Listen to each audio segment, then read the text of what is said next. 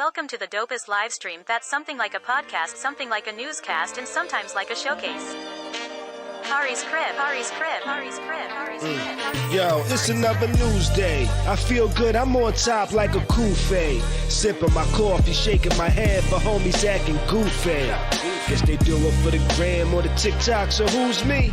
Welcome to the crib, let's kick it like Bruce Lee. Part intelligent, part ratchet, that's half Neil deGrasse and half Boosie. Listen, man. Real spit, now that's lit, homie, truthfully. If you in the Tampa area, you should be down like Bruce B. We treat the pod like sex, we start slow into full speed. You like the way we work it? 9 p.m. we going in, we podding perfect. Bees and Tachi is my posse. No worries because I know my posse got me. Be careful, we might snap like paparazzi.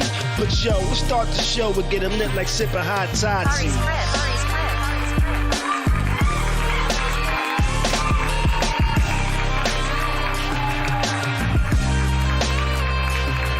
What's good and Tim, pretty people? Friday evening. My name is Khary. This is my crib, and I invite you into my home for another evening of the dopest live stream. That's something like a podcast, something like a newscast, and every now and then like a showcase. We have another dope show for you tonight. People were asking who can beat R. Kelly in the verses, and the courts have ruled we can. They hit him with a long bid.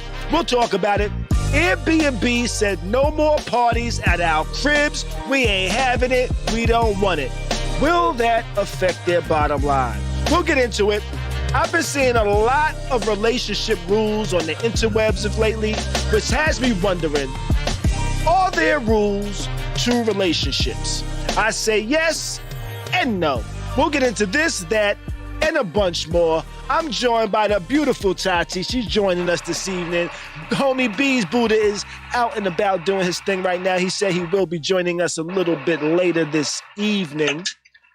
So he'll be checking in. What's up to all my house guests in the chat, podcast listeners listening, whether you're watching this after the fact, you're watching it live, make sure you hit that subscribe, make sure you hit that like, hit that notifications, because a lot of y'all ain't subscribed, but you ain't getting the notifications, so you don't know right when we go live. So make sure you tune in, you know what I mean? Make sure you tune in. So, make sure you connect with the notifications so you can get notified.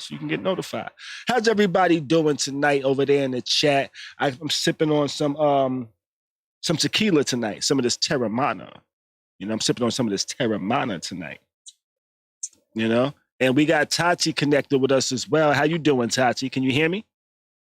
Hey, can you hear me? Yes, I can hear you. I can hear you loud and clear. Can y'all hear her in the chat? What's up, everybody? I'm over here testing the new configuration. Oh, what's going on? Can you hear me? I can hear you. I can hear you loud and clear. Okay. Oh, that was a weird What's up? I'm about to take a shot at hen dog. Y'all know me. About to take a shot at hen dog? Oh, what's going on? Hen dog. Why's my title all messed up? I can't see who's in the chat, but hey, everybody. How y'all doing? We got a few people in the chat. We got Wayne in the chat. We got Cheryl in the chat. You know what I'm saying? We got a bunch of people over here in the chat just checking us out this evening. You know what I mean? Tuned in, having some fun. What's up, Wayne? Hey, Miss Cheryl.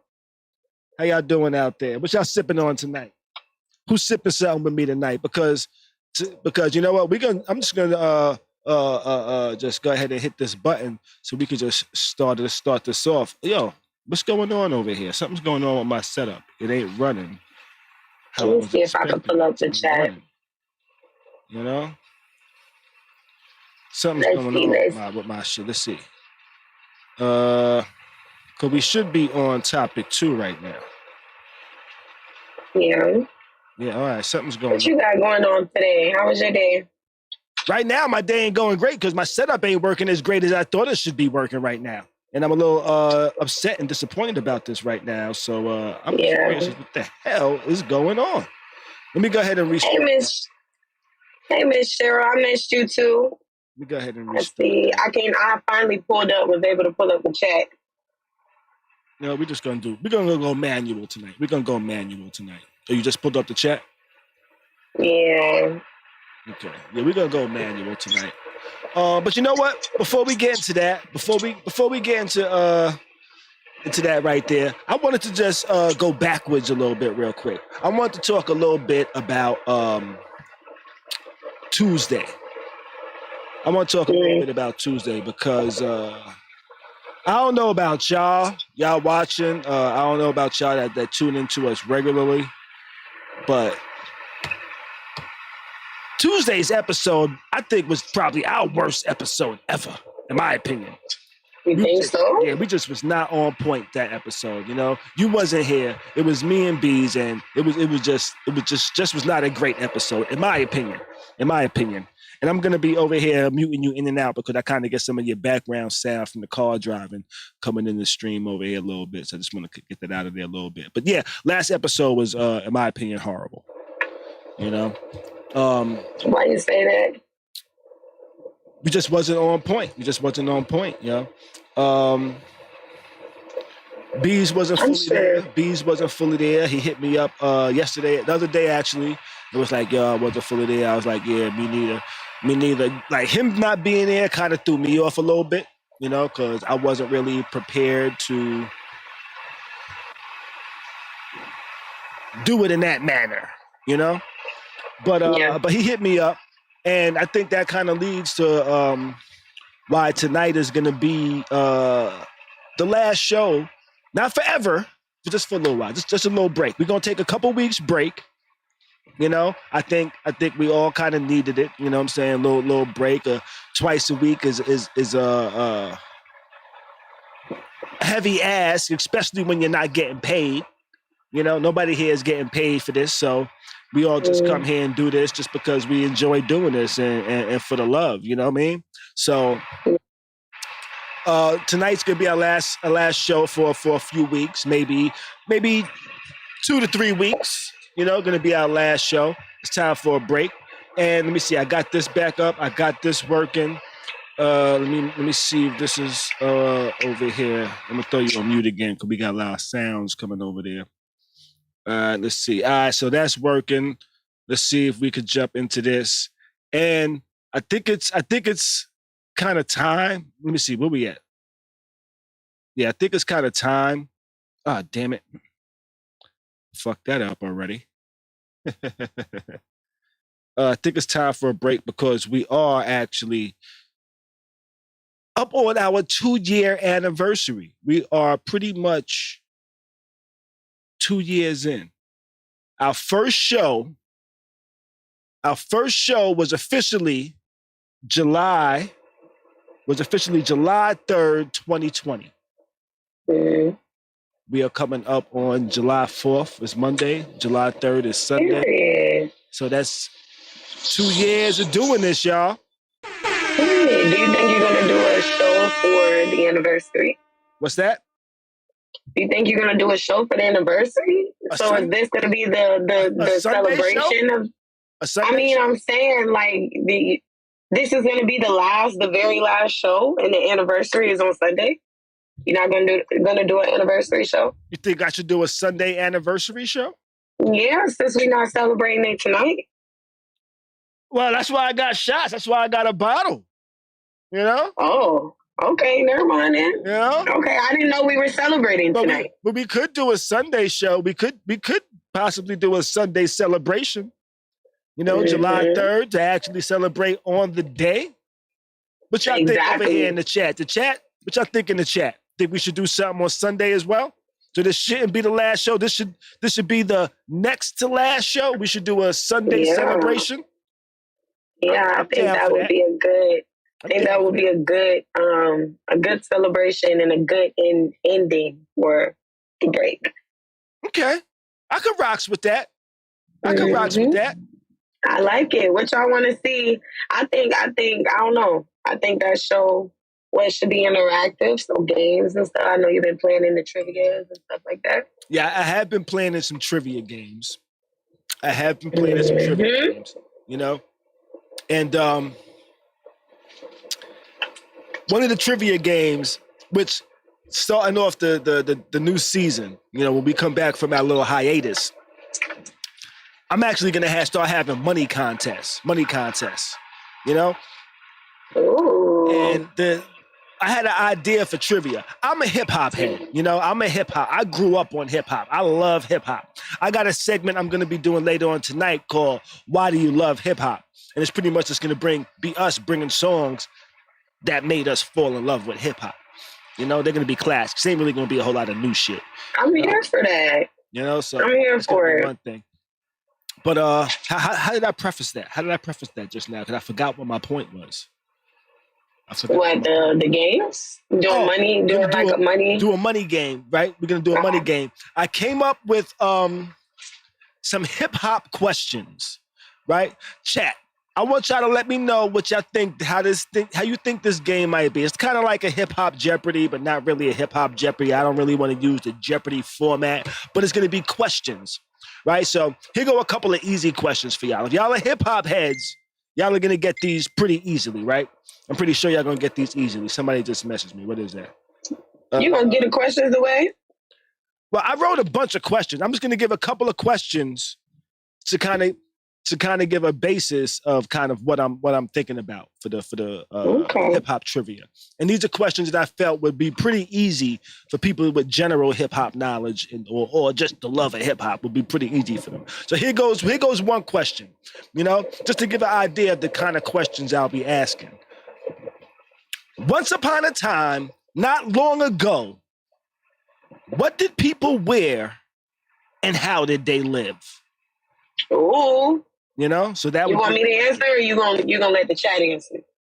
I'll get a chat about 20 seconds to see if they chime in with some answers. So that'll be one question. Like the questions are kind of be similar to something like that. They'll be either like just straight up questions about hip hop. It might be just a lyric from back in the days that you might have to kind of like figure out. You know, just a whole bunch of things that deal with hip hop. But I think I will categorize things by year. You know, like what year did this thing happen? You know, so this one right here as a clue, this is from 1988.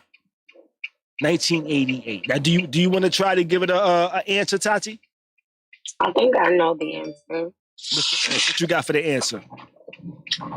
Once upon a time, not long ago. Mm-hmm. You said when what do people wear? What do people wear? Pajamas and they live life slow. That is correct. And that's what, Slick Rick? That is from Slick Rick, A Children's Story in 1988. The bar actually went, once upon a time not long ago, where people wore pajamas and lived life slow. And that would be the correct answer. That would definitely be the correct answer. Okay. I love it. It's okay. And it looks like we got Bees joining us as well. You're probably not going to be able to hear Bees, Tati, because you're connected through the phone here. If you connect to the Zoom, it'll be like normal. You know? But I have another question. Do you want to connect to the Zoom, or do you want to listen to this next question real quick? Yeah, I'll connect. I'm just pulling up to the house now. Okay. All right, so Tati will be back in a minute. And she'll be back on with the Zoom, and Bees is connecting now, right at the moment as well too. And Cheryl answered gold chains. That would have been an incorrect answer. That would have been an incorrect answer if you would have answered gold chains. What's good, Bees? How you doing? Can you hear me? Yeah, I can hear you. Hold on a second. Let me just get my headphones. All right, cool. I was just talking about, we're pretty much talking about, it's the 2-year anniversary. You know, the 2-year anniversary of Khary's crib. You know, we've been doing this since July 3rd, 2020. And we're coming up on July 3rd, 2022, which is going to be the 2-year anniversary of us doing the show. You know, and I was telling them that we're going to take a hiatus. We're going to take a little break, you know, a couple weeks. Yeah, because I like to apologize. I passed out last week. Yeah, and I did also talk about last show. I think was like our worst show ever, and it wasn't just you; it was me as well. You know, and that's why last show was kind of like the shortest show in the history of Khary's crib. It was like 45 minutes. We've never had a show under an hour and a half before, so 45 minutes is like super short. You know, but that's also what led me to say, you know what? We need a break.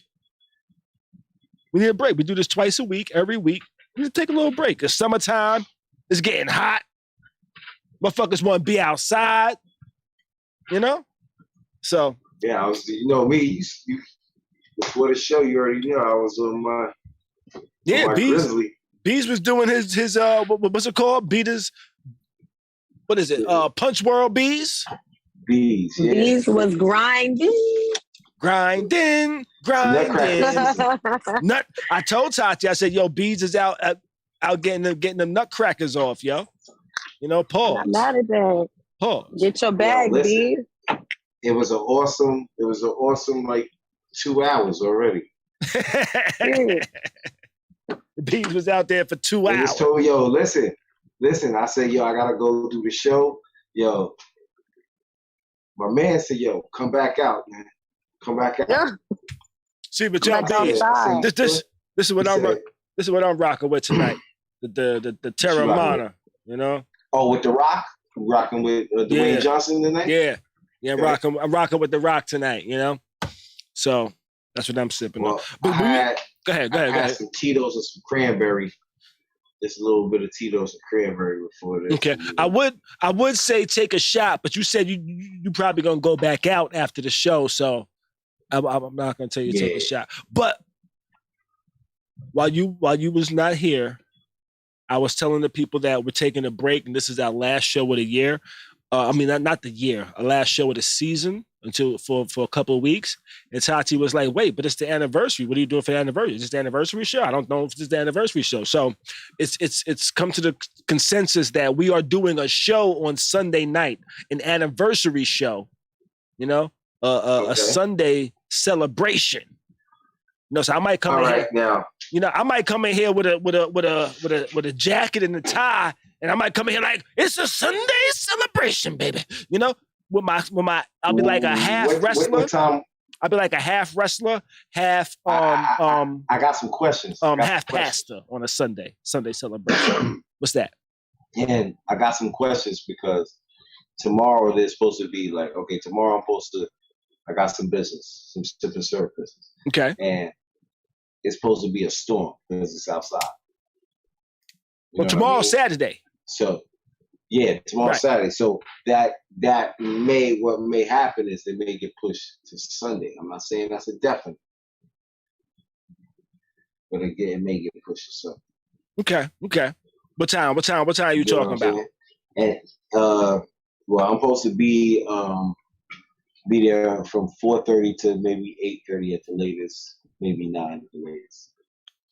Well, let me know. I wasn't sure what time we was going to start. I'm not sure if we was going to do an early celebration or a late celebration. Shit, it don't matter to me. We could do it. If we do early, we got Jesus. But y'all want to do an early celebration while I got sun? When I got sun coming through the windows, y'all want to see me lit up by the sunlight? You know, y'all want to see the sun glistening all over my body? You know. Well, I won't be wet. I won't have water on me or nothing, so you won't see it. Sunday morning is I can feel the presence of the Lord. What's that? I won't be wet. My blessings right there. I won't have water on me. That's wild. No, okay. What's wild? If you knew, see, Khary said I won't be wet. Bees knew the joke that I was referring to. So that's why he didn't say anything. You know, I was referring to Martin Lawrence. He had a comedy special. You know, there was a line in there where he said the water glistening all over your body. You know, and that's because he had got out the pool with them little red shorts. You know, I knew what that reference was too. I'm talking about the part after when you was like, I won't be wet. Okay. Right, and that's why the water won't be glistening all over my bar. No pause. No pause. No pause. Okay. I'll be confused when y'all supposed to say pause. That's all I'm saying. Oh, I need some marijuana. Well, bring me some too, B. I think the reason I didn't say pause is because I can't. There's no like he's wet. That don't happen. Men definitely get wet. Let's talk about it. No. You want to talk about it? No. Okay. You know what? Let's talk about it. But before we talk about it, you ever had a wet dream? No. Let me update my title. Let me update this title. Okay. So title is now updated, and your question was, or your statement was, men get wet. Do men get wet? I don't think so. Men get erect. I wouldn't say men get wet.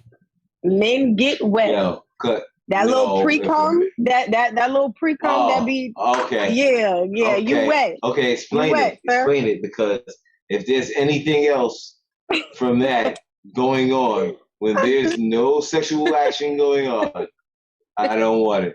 Yo, I had a homegirl that used to tell niggas that they was wet when they had pre-cum. Like, damn, you wet as fuck. Yo, you got to see. Saves me. You got to touch my dick for some pre-cum to come out. That shit ain't just gonna come out because it's just hard for a long time. You got to stimulate it in some type of way. You know? Yeah, but I don't know. Have you ever had a wet dream? Actually, I haven't. I haven't had a wet dream. Like there's nothing going on and you just wake up and you have let loose the juice. I have. Now, I've always heard. It's still getting wet. When wet dream comes to mind, I imagine a wet dream is when you're thinking you're having sex and you bust off in your dream. You know? I don't know. Is that what it is? That is definitely it. Okay, so I've never had a wet dream. Definitely it. I've never had a wet dream. Now I've had dreams where I was fucking somebody, you know, and I woke up before the climax and I was like, how can I go back to sleep and continue? You know? That's wild. But oh no, you're not getting that one back. Yeah, you're not getting that one back. You go back to sleep and you fucking dream about niggas beating you up or some shit like that. Do women have wet dreams? I've never had a wet dream before. You never had a wet dream? Have you ever had women tell you they had wet dreams? Now, I guess that's what I'm asking the chat. Has anybody in the chat, all of the women, you guys had a wet dream before? Women in the chat, I've never had a wet dream? Do women have wet dreams like when men have wet dreams? Can a man? I don't think I've ever done that. I've had a dream about like having sex, but I've never it's never been an orgasm in my sleep. That's. But you see, I don't think we can measure women and men the same. Well, you know what? I'm curious to say what they're going to see, what they're going to say. I don't think women. I don't know. We can't do that like men. Yeah, I don't think. Okay, I think the terminology for a wet dream should probably be defined. I would say a wet dream for a man would be when he actually masturbation. When he orgasms in his sleep. That's what I would say a wet dream for a man is. You know, Wayne Mills said, "Khary, that's a wet dream." I'm assuming he said because I was having sex with somebody in my dream, but I didn't actually skeet. You know, so that's crazy, yo. Oh, you cheated yourself, yo. You didn't want the happy ending. But wait now, Tati. When you say that's crazy, what's crazy? When you say that's crazy, what's crazy? The skeet part that was crazy. That was. That was wild. The term I used. Not the skeet. That's crazy, yo. But no, a wet dream for a man is when they skeet in their dream without actually even touching themselves. Just in your dream, you're imagining you're smashing something. And you bust off, and you don't just bust off in the dream, you bust off for real. Yeah. I had that. B said he had that. We got somebody in the chat. When I was locked up, I would get super horny and would have orgasmic night dreams thinking about the fire coochie. God and that's where it happens. Crazy, yo. Listen, and that's where it happens, yo. Why we can't orgasm in our sleep? That's crazy. I'm jealous. So I be having dreams about sex, but I never finished. Damn. So it'd be like real life sometimes, huh? Yeah. That's fucked up. That's fucked up. I remember a dream I had. Yo. Dreams be like real life. So Yeah. They having real life dreams. And still not reaching their goals. Still not reaching the goals in your fucking dreams. Fuck. Damn. This was a wild conversation to get into. But I guess in that respect, I guess, yes, men would get wet. If they wake up in the middle of the night like, oh shit, I came in my sleep. How did you come in your sleep? Oh my, that's... Nigga, that happened to you before, Bees? I had the sticky shorts. Yo, did you That's wild.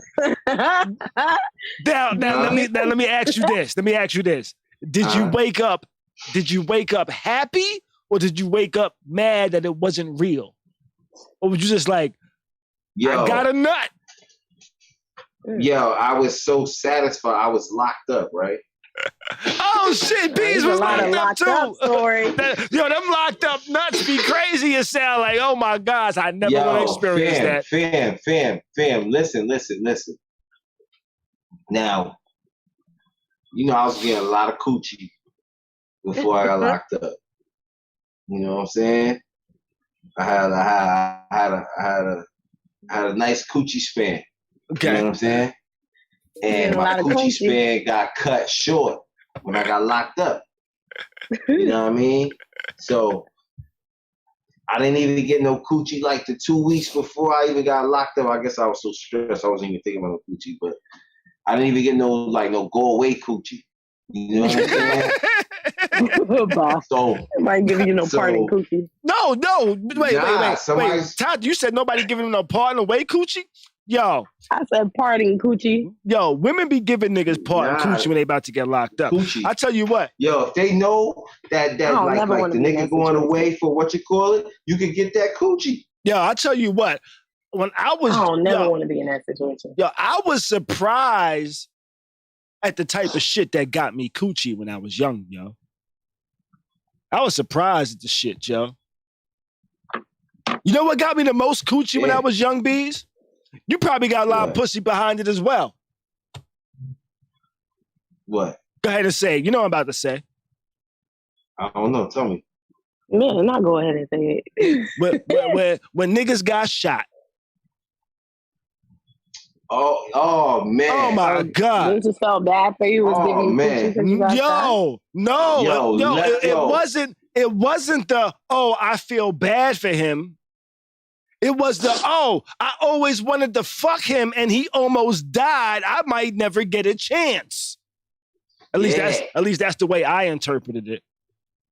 I had so many motherfucking bitches coming to my crib, calling my phone. Yo, I was like, none of y'all hospital coochie, all that. Yo, I was like, what the fuck? See, you had the benefit of hospital coochie. I was in the hospital under a fucking alias.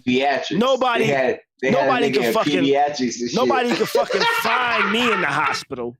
Nobody could fucking find me. I was underneath my fucking great grandfather's name. I didn't even know that nigga's name. That's why, huh? Tati. Nobody could find him but Bees. Yeah. But now niggas was calling. Motherfuckers was calling with threats though. Because we was in the same hospital. He just walked around and found me. Shit, here's where you are. I had to see where my nigga was at. You know what I'm saying? Hey, as you should. Yeah. As you fucking should. But no, I'm not gonna lie, my godbrother got shot on his graduation day. Which is crazy. And yeah, we were at his graduation. I actually graduated the next day. So we were there and like we all went out to dinner and everything. Like probably right after we left the restaurant and got to the house, we were probably there for like 20 minutes. Mm-hmm. My godmom calls us and tells us, my godbrother had gotten shot. And it was a crazy story. But when we got there, I won't tell that part. My family, they wild. They having parties and hotel in the room. But he got hella coochie after that. Yes. Motherfucker, Bitches shit, you could have died. You break your leg, you break your leg, you break your arm. Yeah, bitches was like, how's your brother doing? Like, I broke my arm before. I didn't get the sympathy of breaking my arm. Break my arm was like, oh, you just hurt. You be all right. Yeah, that's right. Your shit was in the fucking cast. You had the elbow joint, right? Yeah, my shit was crazy, yo. I was still outside playing football, catching the ball with one hand. That's why I was nice. Nigga. I was nice. I was like, ooh, give me that. Oh. Killing. Okay, but listen, we was rough. Yeah, we was rough. Nigga, I was playing tackle football with a cast on. I was playing. Stop that, man. I was playing tackle football with a 90-degree cast on, nigga. Wesley Snipes signed my cast too back in the days. It's still in my mom's storage closet. But what was we talking about? We was talking about men getting wet and wet dreams and all types of crazy shit. Mm-hmm. I'm gonna try that out next time. What's that? Don't let me see a little pre-cum before you get touched. I'm gonna say, well, damn, babe, you wet as fuck. Like, geez. God damn. I'm gonna try that out. God damn, you wet as fuck. Now y'all be doing that? Yeah. I'm gonna touch it too and sniff it and sniff my fingers too. I'm gonna touch it and sniff my fingers. I'm gonna try that. What was my response? Pre-cum getting wet. I can't. Yo, I'ma definitely tell him he wet as fuck. I'ma touch it and I'ma sniff my finger. Cause dudes do that. I'll never have a problem with the little finger sniff, cause but at the same time, like, I think you need to finger sniff niggas too. Like, wait. You gotta hit one of them. You finger sniffing niggas pre-cum? That's crazy. Yo, you gotta hit one of these. Like when you gotta touch it and just sniff it. Like that's what dudes do when they touch the coochie. I ain't never had nobody do me like that unless they did it on the low. But dudes, niggas will always do it on the low. Niggas will always. Yeah, I'm not gonna cap. I do it on the low too because I want to know. I do it on the low.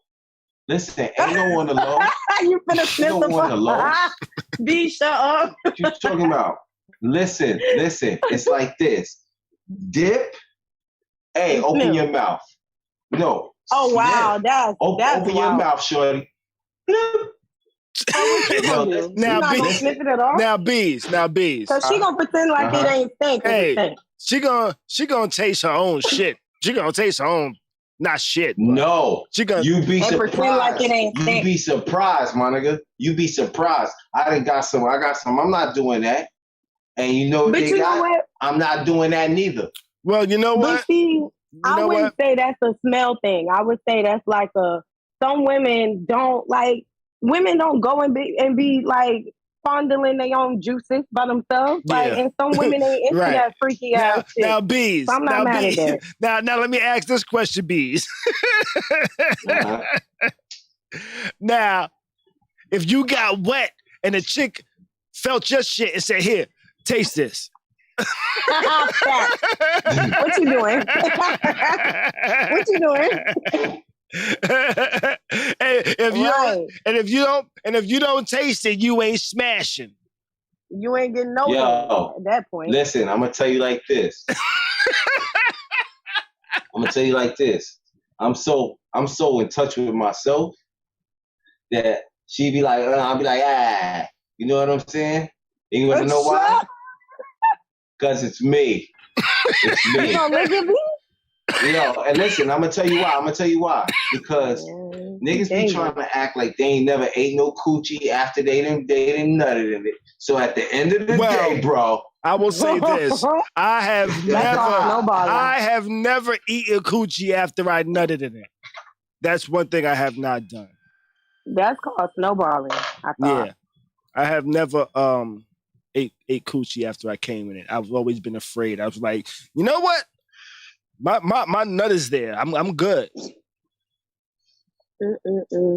Yeah. Listen. That's just me. That's just me. Shit, yeah, there's levels to it. I haven't reached that level yet. I haven't reached the snowball level yet. No, I didn't say no snowball. Has a chick ever tried to snowball you, bees? Never. It's definitely Friday. Obog said, nah, bro, eating nutted and coochie is a no-go. That is crazy. I tell you what, I jerked off one time and I came a little too hard and had to matrix my own shit. I was like, that was a close call. I'm not sure what I would have thought, what would have went through my head if it actually would have hit me in my face. I think I might have died, Joe. You know? If you gonna die from your own nut hitting your face, this is what I'm saying. It's just. But you want women to what? It's totally different. It's different. No, it ain't. It's different. It's different. Nut is nut. Nut is nut. Yeah. Nut is nut. Whether it's you or somebody else's down. You living dangerous. But your own shit. You shouldn't be dying because your own nut. I'm not. What you call it? Nigga. It's going. You should have drank more water. You should have aimed lower. It's just the motherfucking sentence. It's the sentence. You should have aimed lower. It's the sentence. Right, you should have aimed lower. But guess what? You just be enjoying. You don't be aiming. Also, you aiming, but you don't realize that you're aiming in your direction. That shit went up to like my chest, like right here. I was like, ah! No, what happened? What happened was that shit got up to right here, yo. I was. What happened was you didn't. It wasn't the ketchup. It wasn't the Heinz ketchup. It was the water pistol, and that's what happened. Nigga said the water pistol, not the Heinz ketchup. Yo, these motherfucking metaphors is ridiculous. Hey, yo, Wayne, appreciate the donation, yo. Ma Smith, appreciate the donation, yo. Definitely, yo, appreciate it.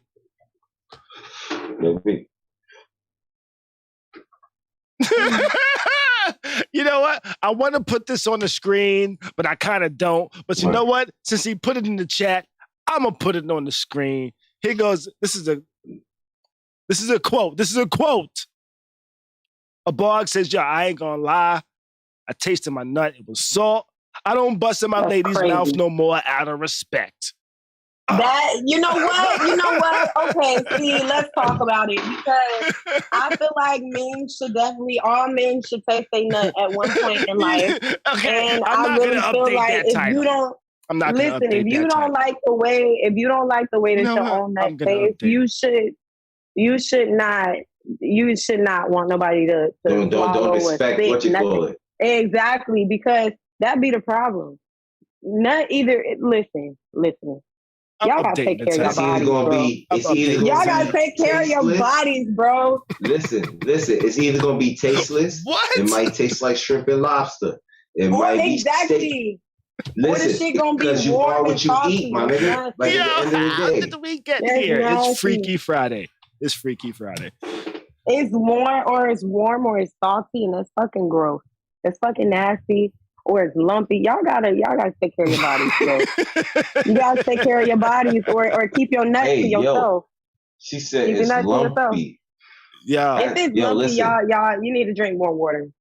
Yo, but also that's probably a nigga. He got heavy combustion. He might be clogged. That nigga need to drink more water, and that would help that shit not be lumpy, yo. Nah, nigga might be clogged. If you don't like the way it tastes, wait, time out. You don't know niggas get clogged? Niggas be clogged. Oh, I'm sure they be clogged, but just like anything else, if you drink water, it won't be lumpy. No, combustion. Everything. I'm crying. Combustion. I'm crying at him saying that he tasted his own nut, but at least he now has respect for his lady. Like, yo, how did that happen? Now he has more respect. Now, did you purposely taste your own nut? Did you accidentally taste your own nut? Did your girl spit it in your mouth and you not know it? She was like, "Oh, this is disgusting." See, and I don't know, you know. Sorry, the noise. That's wild. It's crazy. Yo, listen. I had a chick spit my nut on my stomach one time, and I was like, "What the fuck?" I was like, "Yeah." I was like, "That's weird." I was like, "That's wild." Yo, listen, but it took me a while. It took me a while to get to like that level. Like, what level? To do what? The level of just to be like, to get like nasty, yo, because it used to be, yo, my nut used to disgust me. What? Yo, it used to disgust me, yo. What do you mean it used to disgust you? I didn't want it on me. Yo, like, you know how, yo, fam, I used to be like, oh, God. Yo, like, you know, you pull out, you hit your leg or something, like, you know what I'm saying? You know what I'm saying? You choking the chicken and it shoot, what you call it? Fam. Yeah, I used to have like a ritual. I had a ritual. I had the towel. I didn't have a sock. I wasn't no sock nigga. Wayne said, okay, I see Wayne says, Tati, so you're saying that nut tastes like muscle. No, I'm saying that the nut determines the man's diet. Like, if he's not drinking water, if he's not taking care of himself, it may be salty, it may be, I don't know, but it won't be tasty. The same way you expect women and don't get it twisted. A nigga drink a lot of sugar, it might be sweet. Nah, that's okay. But the same way you want women, like when you're having sex with women, for their juices to taste like, be tasteless. It should be the same way for men. It shouldn't be salty. It shouldn't be lumpy. It should be it should be tasteless. Just like women. Just like back in the days, I used to fuck with this chick, and she used to drink fucking 40s. 40s? Oh, that's crazy. You say her pussy tastes like beer?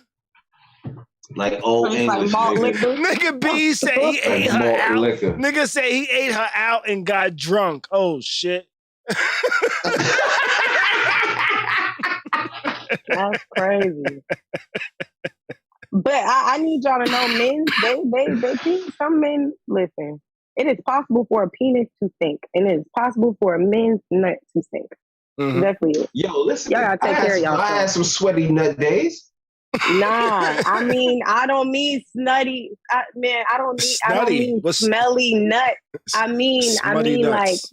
like not nuts. Smutty nuts. I mean your fucking semen is actually, it smells. That could be for a lot of reasons. Penis could smell. Could be for a lot of reasons. Y'all gotta take care of yourself. Don't be asking nobody to swallow or spit nothing if you're not willing to. Gotta drink some cranberry juice, huh? What? Niggas be having UTIs and stuff, and they don't be knowing it. Yeah, this nigga still with pineapples. Strawberries and peaches. Y'all are nasty. Y'all see how freaky bees is. This is wild. Yeah. Tell me. That is crazy. Bees say, Bees, you are a wild man. Hey. You're not as bad as homeboy in the chat that say he tastes his own nut. Like, that's crazy. But at least he has more respect for his girl. I respect that. That's what he says. He no longer throat coats, huh? He don't throat coat. That was wild. Oh man. Oh shit. Let's move on. I think we need just one nasty night. We need one nasty night. I guess this was it. It's Freaky Friday, the first Friday of the month, huh? Yeah. Wait, what a way to go out with a bang, huh? Right? Cheryl says, yo, I hate smelly, sweaty nuts. As you should, Michelle. As you should. Cheryl talking about I wouldn't try to drop dick on nobody with, like, if I just got finished playing basketball, I'm not trying to drop dick on nobody with no smelly, sweaty nuts.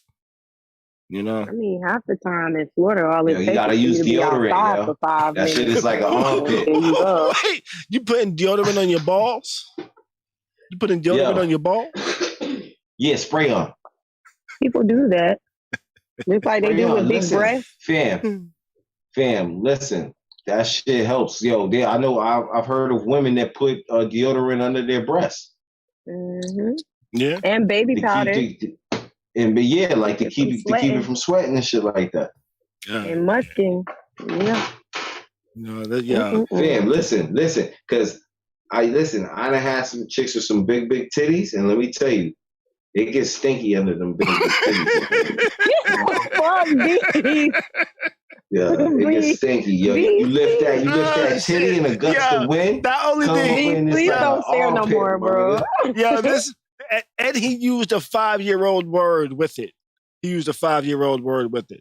Stinky. What? This is funny Stinky. As fuck. This nigga said it gets stinky under there. Under them big ass titties. Oh man. Yo, let's get into it, yo. We almost an hour in and we ain't even start getting into it yet, yo. Let's get into it real quick, yo. Oh shit. I can't believe this nigga. Oh man. Now, Airbnb has officially banned parties from their homes that they allow people to buy things from, or should I say, rent out for the evening. A lot of people. Oh, you can no longer do that. Right, a lot of people would go to Airbnbs to have parties. I thought about it. I know Tati's done it before. Have you ever done it before, Bees?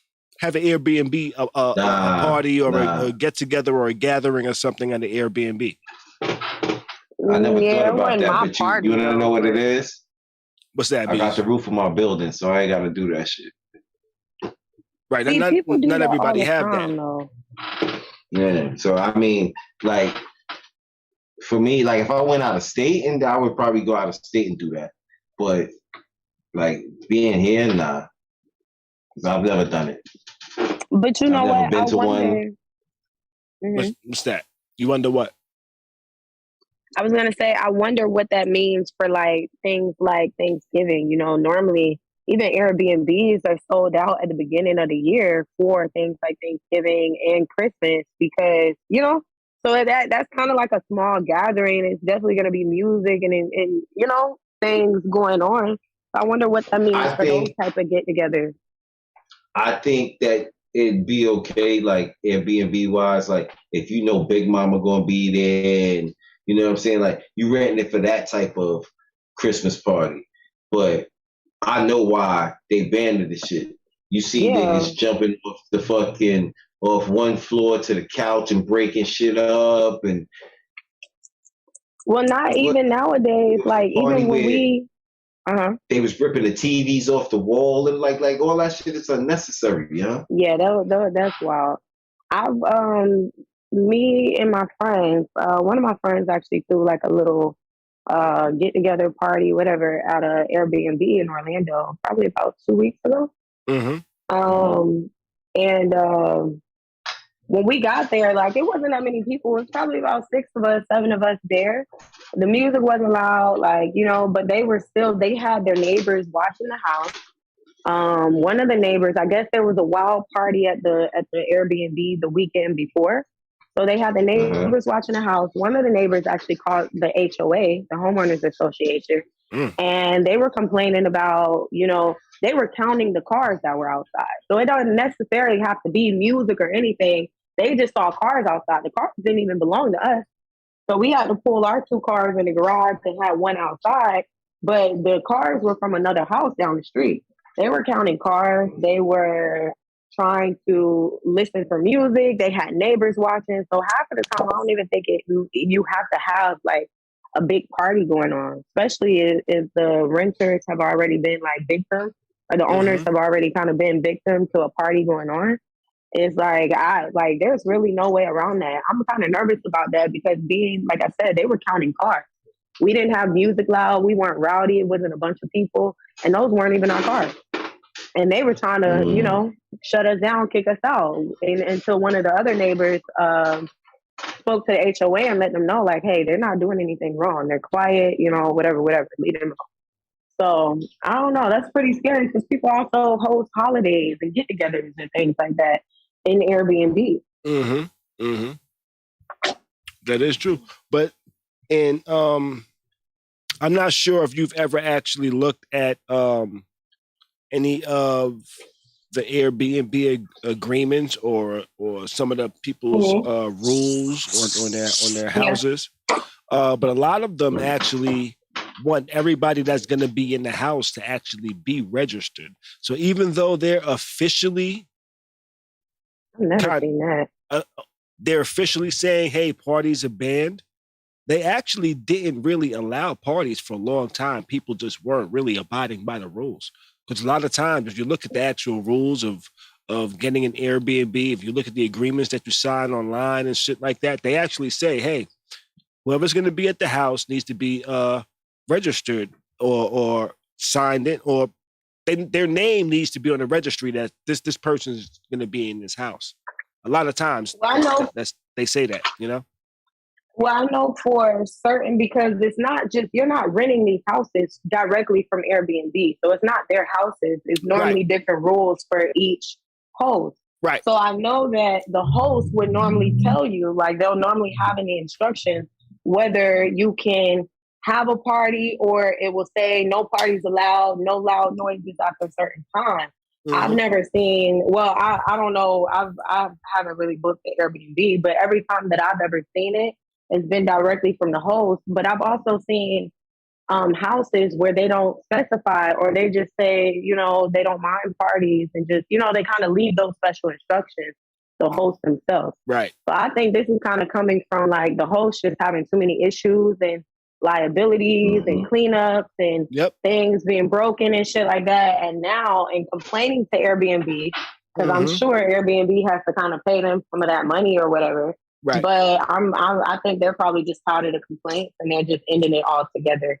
Which, I mean, I guess is understandable. Right. I think it's coming because I think a lot of the people that don't have the rules in place when they first start are probably new to Airbnb and don't really know how shit works. So I think a lot of the people that actually don't have rules saying, hey, no parties, are probably new to Airbnb, in my opinion. That's just some people actually make a lot of money off of people throwing parties at their houses. So like when you think about it, rappers and shit too, these aren't their houses, they're renting Airbnbs. When people go out of town, they're renting Airbnbs. So but those I don't think it's not really. I don't think those are Airbnbs. Because yes, they are the big mansions, the big 10 room houses and shit like that. I think the those rules are Airbnb. I'm sorry to cut you off. I think the rules will be a little different when you're paying $10K for a house versus when you're paying $800 for a weekend. Nah, it's really up to the host.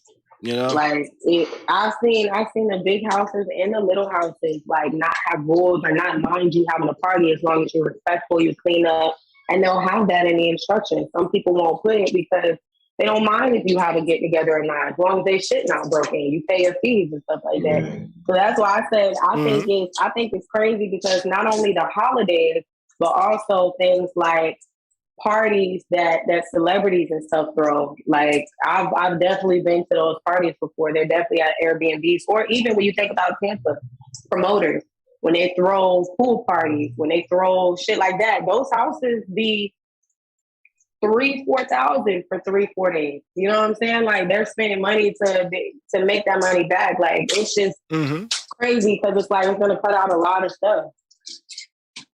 Mine being holidays mostly. I like those type of vibes. Make it with the family in another like city or something close. Y'all have a little get together, music playing, kids in the pool, shit like that. That could be considered a party now. Could be. But now you also got to remember them big mansions have a lot more than 3 or 4 bedrooms.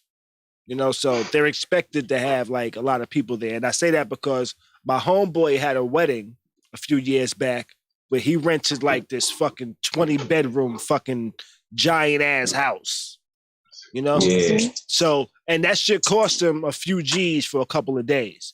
Now they expected a lot of people to be there because it was so big, you know?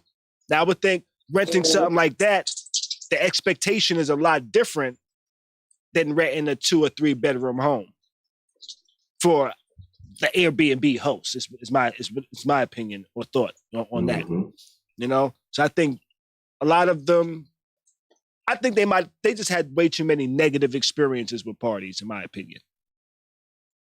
You know, I think there hasn't been enough responsible people having parties because me, myself, and I'm just thinking about that. I'm like, okay, let me just think of my friends. If say I have me a nice house, right? and I go somewhere on vacation, right? And I don't tell nobody. And Bees calls me, or Rock calls me, or my homie P calls me. And they're like, yo, Khary, we coming through Tampa this weekend. I'd be like, yo, I'm out of town, but yo, if you coming through, yo, there's a key in a lockbox on the back of my house. Here's the code. I'll feel totally comfortable with them going there, staying there, knowing when I come back, my shit ain't going to be fucked up. Everything's going to be where it's supposed to be.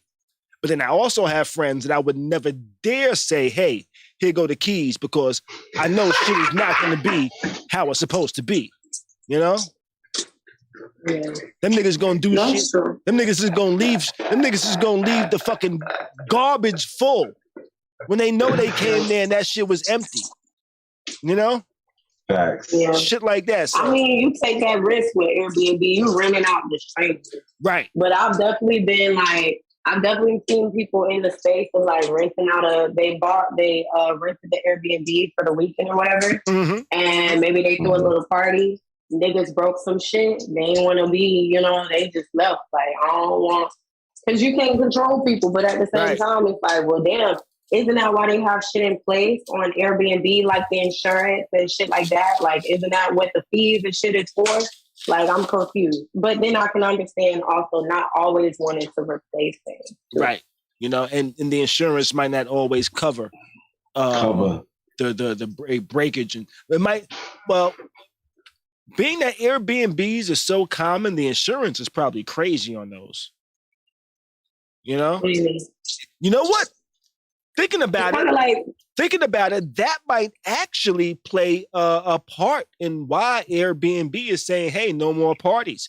Because now if it's their policy that there's no more policy, if it's their policy that there's no more parties, that could potentially lower insurance rates for Airbnb hosts. Well, they not paying. Well, I don't know. And Cheryl says, yo, Bees, you are not getting Khary's key because you might have a Freaky Friday in there. Man.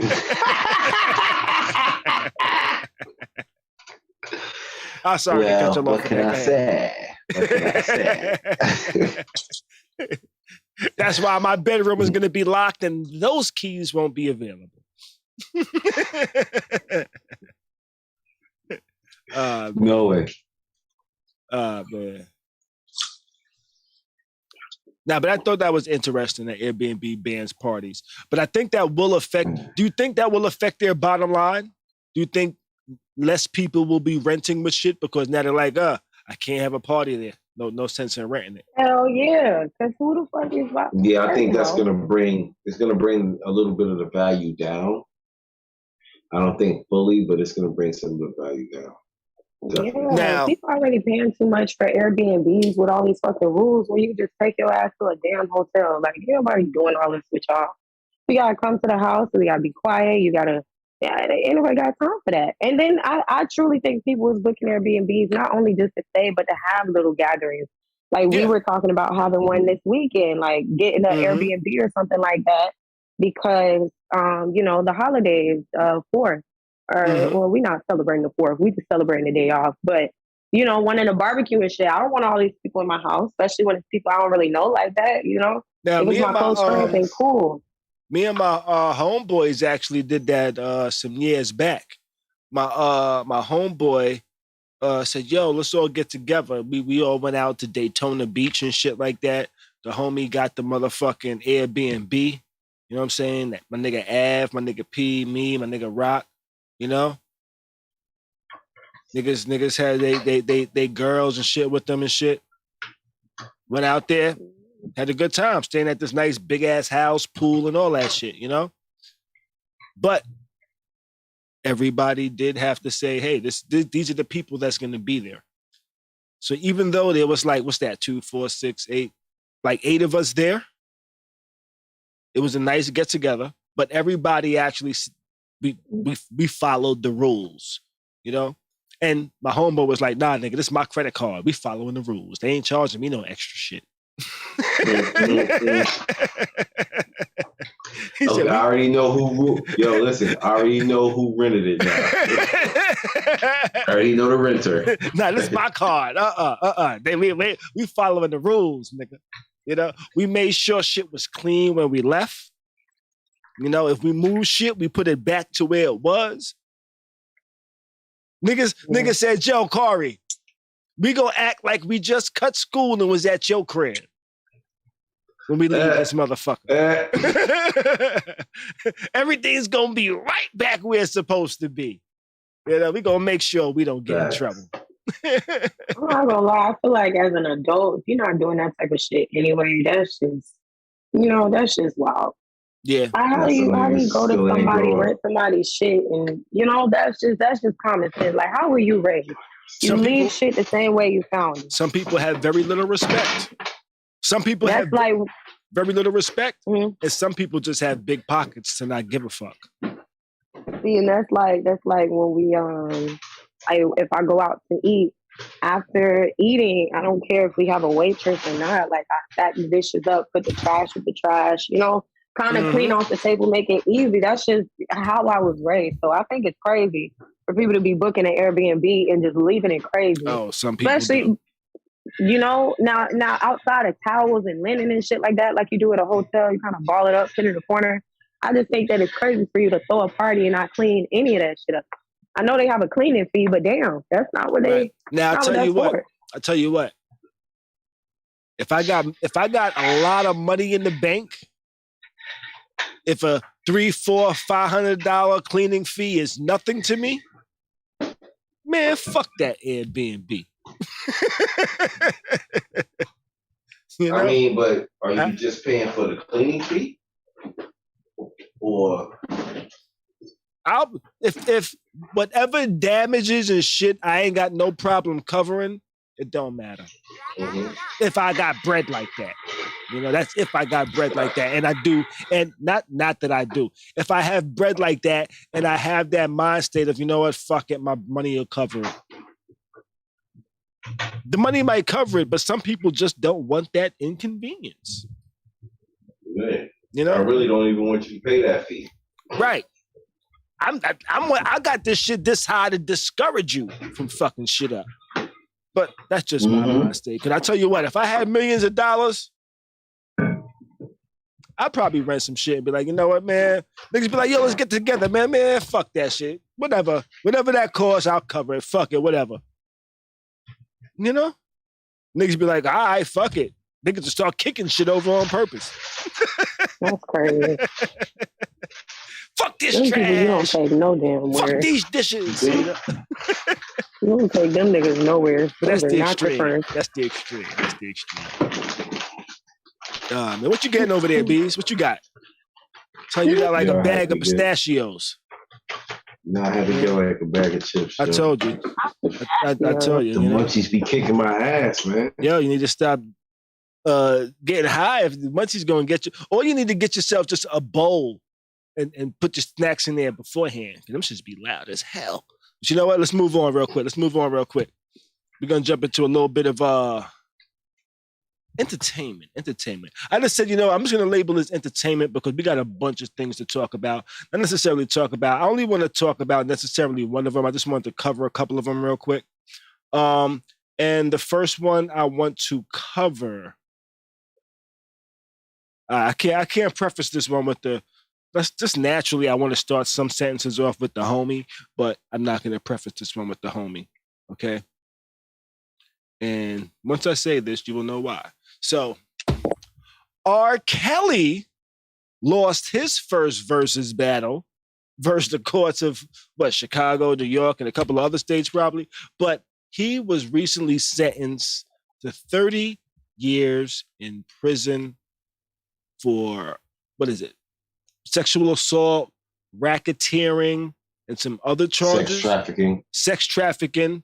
And that sex trafficking one caught my attention because those sex trafficking charges that they brought against him, the Mann Act was used to bring those charges against them. And I was like, what's the Mann Act? And I looked up the Mann Act, and the Mann Act actually has a nickname. Do you know what the nickname of the Mann Act is? What? It's also known as the White Slave Traffic Act of 1910. And I just found it Never heard of it.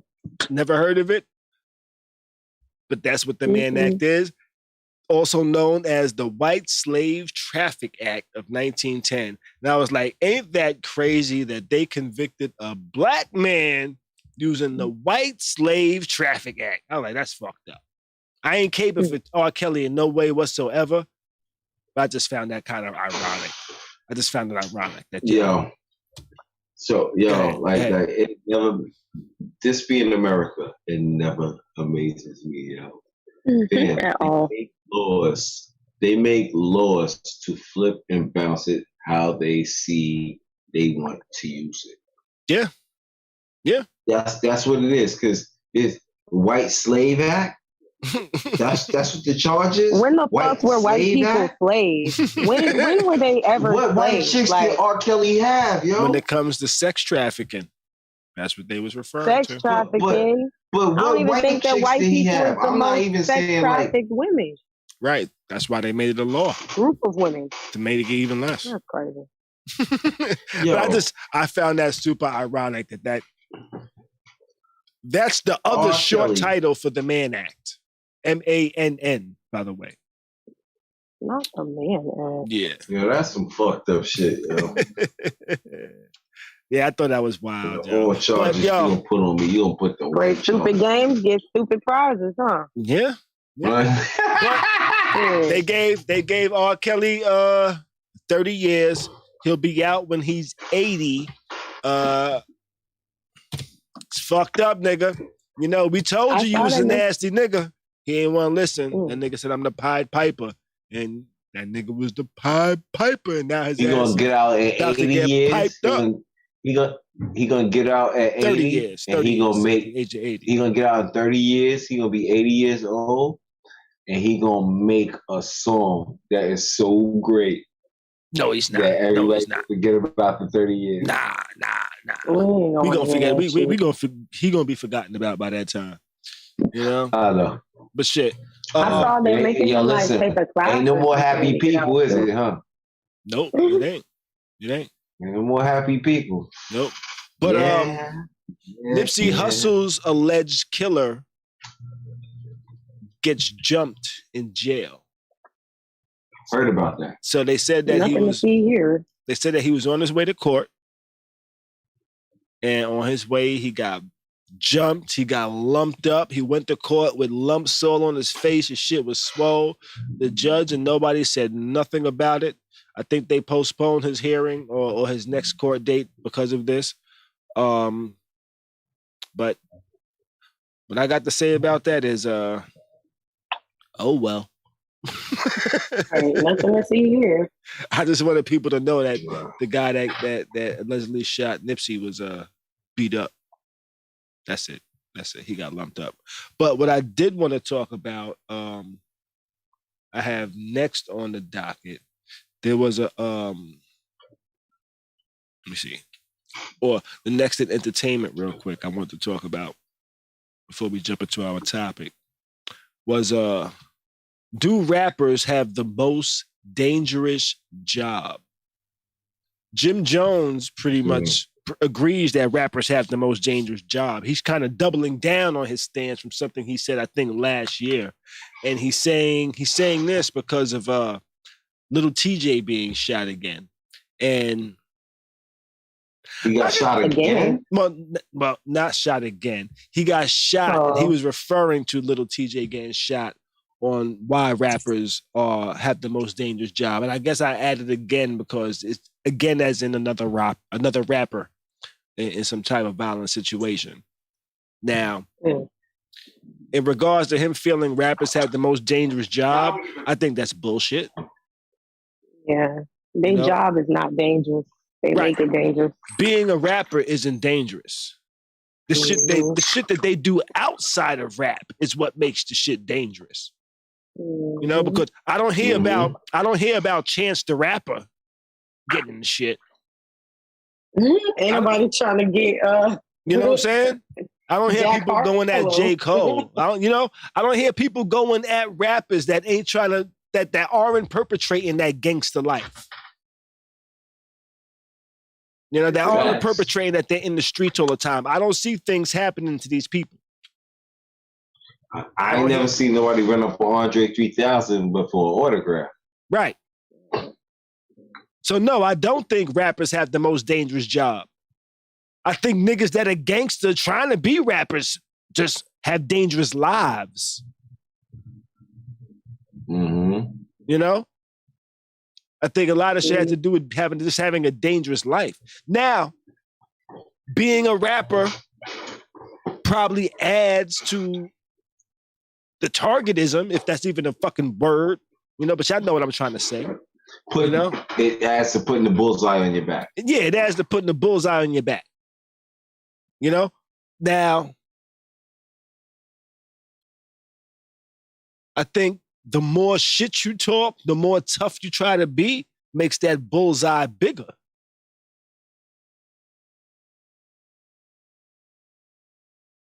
Celebrities are always going to have some type of crazed fans.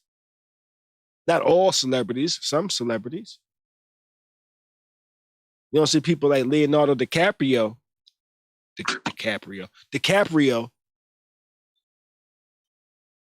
getting robbed or having people run up on him. He probably walks around without any fucking bodyguards, probably. Is it because he's white? Or is this because he's not talking that gangster shit and telling niggas, yo, come test me? Come test me. I think niggas make their jobs way more complicated than what it needs to be. Niggas still be trying to be street niggas while being entertainers and shit. Yeah. It's like, y'all still playing street games in the eyes of the media. That shit is retarded. I don't understand that. Excuse me. Right. You know, I used to want to be a rapper. You know, I used to want to be a rapper when I was younger. At a certain point, when I was really young, I was talking some real tough shit. But as I became an adult, I was like, that tough shit is stupid. For one, I'm not in the streets like that no more. Which do bug me out about some rappers. Nigga, you've been a rapper for 20 years and you still in the streets? Really? Hustling? Really? Come on now. You still selling drugs, nigga? Come on. Go get a manager. You know? PR. I'm just saying. Something. Okay. So you still selling drugs? You know? Still selling weed? Come on, man. That nigga, he big homie now. He ain't gotta worry about fucking up the re-up. Now big homie got it. Right. Shit don't make no sense. Now I don't think being a rapper in general makes it a dangerous job. Though there are those rare instances, you know, like XXX, triple XXX Tentacion. You know, his death was a tragic one. You know? I thought his death was like an overdose or something. No, his death, he got robbed. Oh, he got shot. He got shot. Right? So what happened was he kind of showed. Was trying to rob him. Yeah, niggas was trying to rob him. I think he kind of showed some money online, said he was going to buy a bike. Niggas kind of followed him and got him for his money and took his life as well, which was fucked up. I have something to say about that. I don't know, allegedly, but it's coincidental that him, what is it? And it's like 5 more other rappers that got killed. They're all managed by the same guy. Really? Yeah. They got robbed like that? Like they got killed, like Rob just got shot. Like I think he's the same manager for Young Dolph. Who else is it? It's like, you know, in this little wave that's going on right now, like I want to say he's the same manager for Juice WRLD. Not sure. His death was very different. But no, I'm just saying, like the manager, there's something funny with the manager and the rappers. in their deaths. But I don't, that's alleged. It's alleged. I'm just saying. But I forgot the manager's name. If I can remember the manager's name, then we could go further. But yeah, if niggas is living street life, I would say it's coincidence. Yeah. The streets is a motherfucker. Yo, I never really listened to the kid, the ex kid. His music was very different. It wasn't a whole lot of. He was like a punk rapper. Something like that. He like was more into. Rapper. I think he was more into his emotions and shit versus trying to be a killer and shit like that. He was more pretty much talking about his fucking stresses and depressions and the shit that's fucking up his life and shit. It wasn't so much. He probably did say some shit about killing and shit, but it probably wasn't necessarily in the though probably some of it was. XX Tentacion. Oh yeah, he was dark at times. Yeah, he was nobody dark. Deserves to be killed. Right, he was dark, but I don't think he was like, yo, this is my gang, this is my set, and I'm trying to kill whoever fucks with us type of shit. Here and there was. He was from Florida, right? Yeah, here and there was, but I think a lot of his shit that really got the people's attention was his darker, more what's the word I'm looking for? Yeah, suicidal more music, more intricate self, I think. What's that? Mm-hmm. I was about to say, suicidal music. Yeah, some of it, how like you got some. It was dark. It was darker. Kind of like on that, what's his name? Around that same time, Uzi was coming out with that. All my friends are dead. Yeah, kind of like that type of shit. It wasn't rock vibe. Right, talking about money. Right. It was more like that. I'm a rocker. I got a depression. I'm going through this. I'm going through these. These are my stresses in life. It wasn't necessarily. Trippy Red is like that too, right? It wasn't necessarily gang. You know what I mean?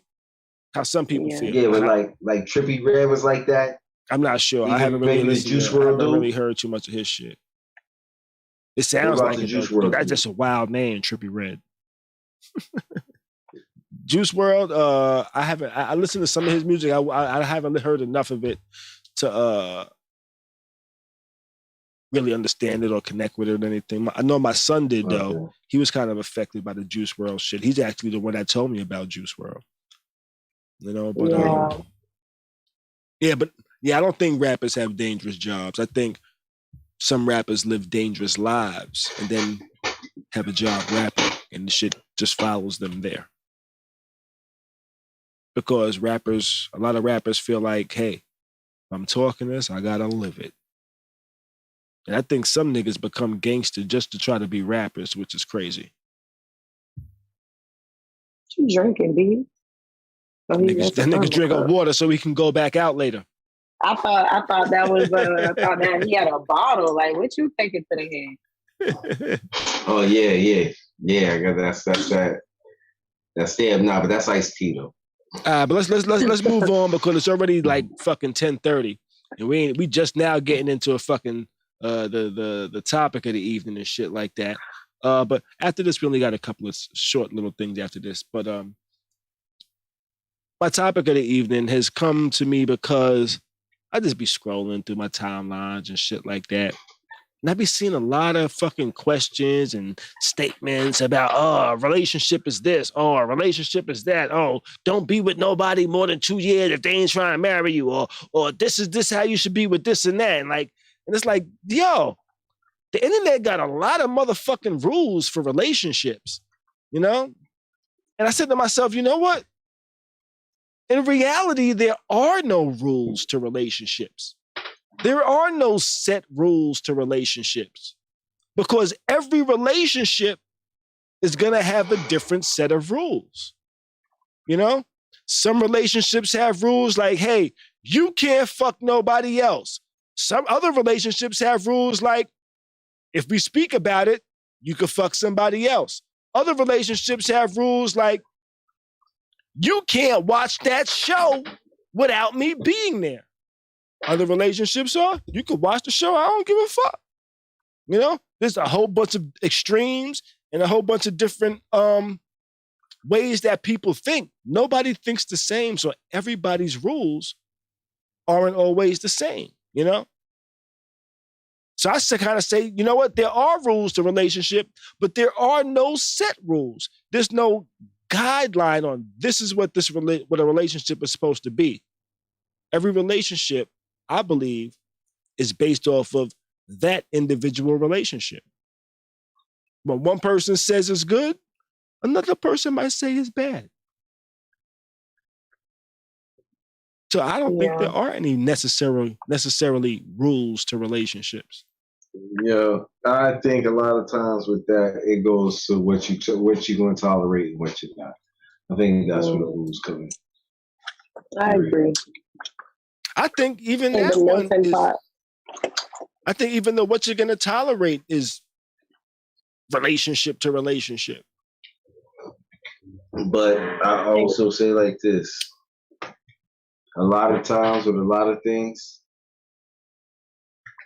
just because you think it don't mean it's true. Like with relationships. You know what I'm saying? Mm-hmm. It's a two-way street. You gotta have respect. You definitely have to respect one another. And I think sometimes the rules fall in place. If you're a person with good common sense, then you already know. You should already know the rules. The rules shouldn't even really have to be explained to you. Unless it's just certain things like, okay, yo, put the toilet seat down. You know what I'm saying? You know I don't like when the toilet seat's up. Okay, that's you know what I'm saying? That's something different.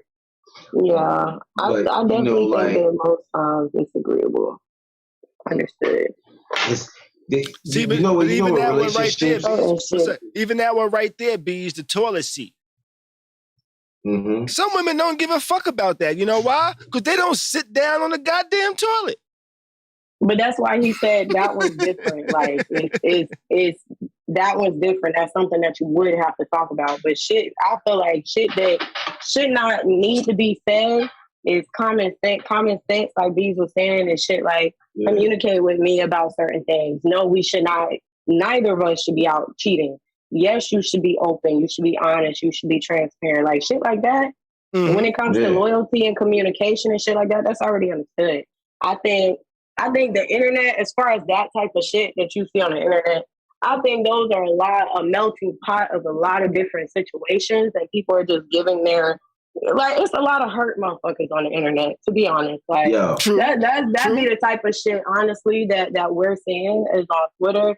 People are hurt and talk about their particular situation. And the only reason people agree with it is because they've probably been in the same place and they felt that way at some point.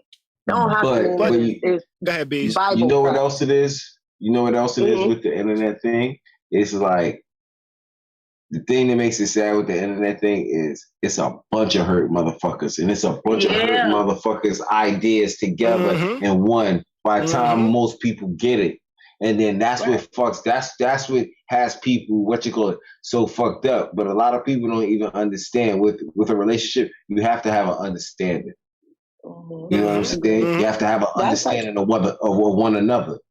And a lot of people don't have an understanding of one another because a lot of people don't even people don't communicate. People are so slaves to computers and certain things with internet. Like, yo, people rather text than talk. And listen, a text that's another thing. Like, I feel like this. Texting is for like, yo, bring some groceries home. Yo, meet me at the hospital. Something happened with such and such. You get what I'm saying? As to some texts, you misread the text. You think somebody being disrespectful with you, and they really not. Mm-hmm. Yeah. Which I agree with that. Tell a tone from text. Some people think that you yelling at them. And you not even yelling at them in the text. You feel what I'm saying? Like, I also think it's misconcepted and you read it a certain way because maybe, listen, I don't type the way I talk in person. Yeah. Now, I also think that type of stuff should be communicated up front as well. Like, first of all, people are entering relationships and not knowing their partner. Like, relationships should start with friendship. That's where you communicate with about all of this type of shit. Your communication style, what you do like, what you don't like. I think that, yes, rules are different for each relationship, but there are certain ground rules, kind of like morals. You know what I'm saying? It's a bunch of humans out here, but if they don't have morals, you know what I'm saying? Shit goes to chaos. I think that everything should have, I think certain things you don't have to speak on, but it is important that you get to know people to know where they stand with certain shit. Because when it comes to special cases like relationships where it's like, okay, well, don't cheat on me unless, you know what I'm saying? If you want to deal with somebody else, just say something. Those type of situations, you would never know if y'all didn't have that conversation. Mm-hmm. You see what I'm saying? Like, I think definitely communication and loyalty and shit like that is to be expected out of partners, period. Those are kind of ground rules. But I think it's the everything under that umbrella that people kind of have to negotiate, or you need to get to know your partner, or not negotiate, but talk about with your partner. So you understand their needs and what they will stand for, what they won't stand for. You get what I'm saying? Like, I think communication is a big factor in it. Right. Communication is a big factor, but we also got to remember every person is different. Every partner is going to be different. Like, you said something earlier about some things are just common sense. Yes and no. Some things are common sense for some people, but not the other. For instance, I had an example where I was talking to one girl where she required that I kind of told her anybody that we interacted with that I might have slept with in the past. Whereas other women in my life didn't give a damn about that. You know, like, don't tell me that. I don't need to know that shit. Why the fuck are you telling me that? You know? So I think that's a case by case situation, because those are different situations. Like, okay, but no, I wouldn't want you to come out and just tell me everybody that you fucked, everybody that you dealt with.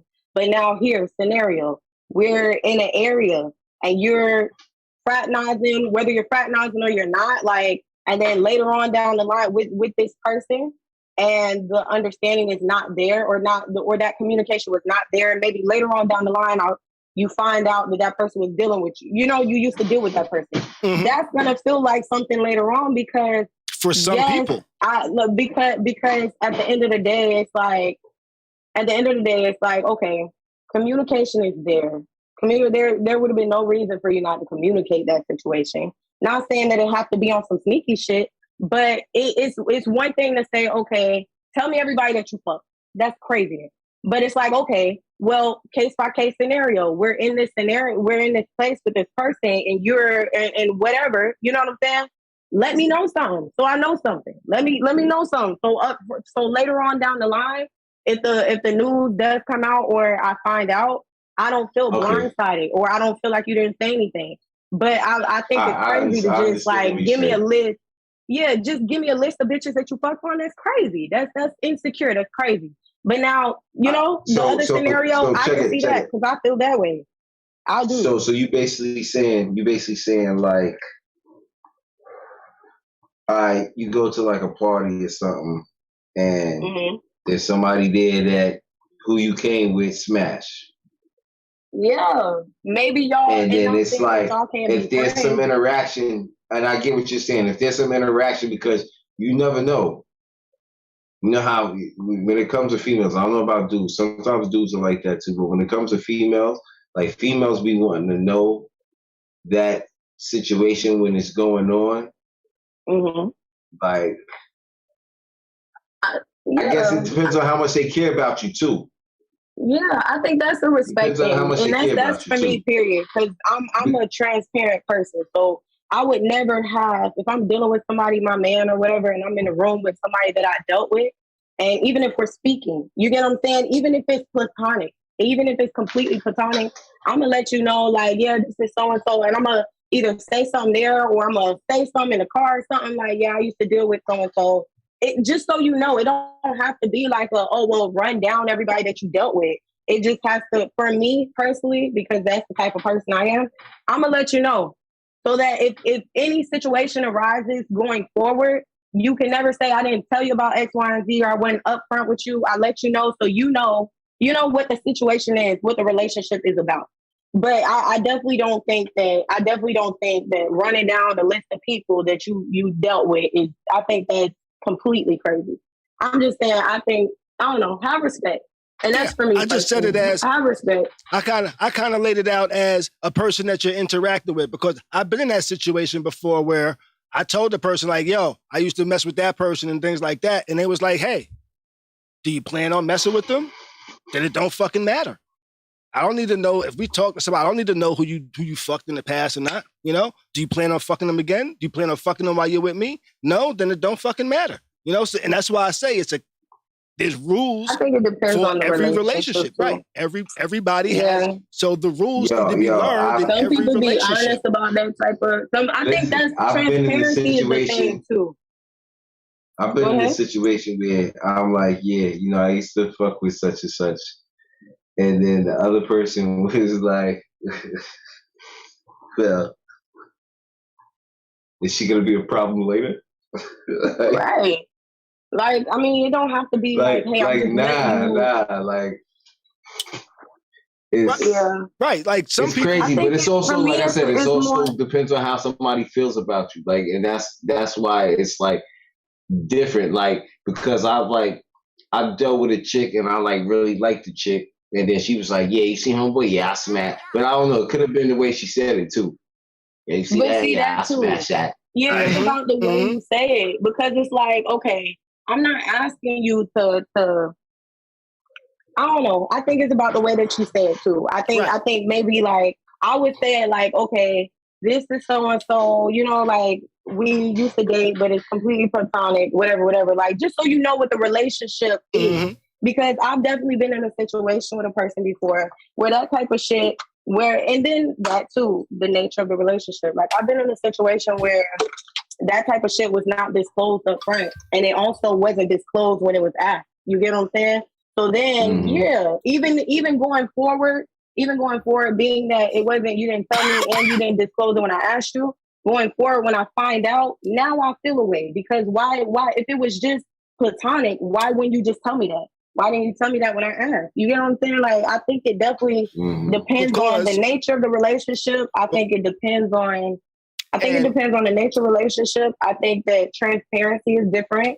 Maybe transparency is different for everyone. That's what I'm learning. Because it is. I think at the beginning, like B said, what's understood don't have to be explained. I think certain respect for relationships, you know, and that becomes a different situation if you do find out the person is still dealing with or talking to said person. So you get what I'm saying? Different scenarios. You just gotta communicate with your partner, bro. I think there should be no reason that you're in a situation like this if you already know your partner. Communicate. Yeah. Ain't nothing wrong with over communicating. And that's why I say there's different rules for every situation. You know? Because some people will say, hey, why are you keeping secrets from me? Other people might see it as, oh, so you thinking about fucking that bitch now? That's wild. You know? Yo, it can go from both spectrums, which is the crazy thing. You know? If you might tell a girl, hey, but you gotta know your partner. Right, but people gotta learn their partner first. It takes learning. You gotta communicate with your partner. Learning, you shouldn't be learning about a situation like that if you communicate and know your partner. Okay, now let me ask this.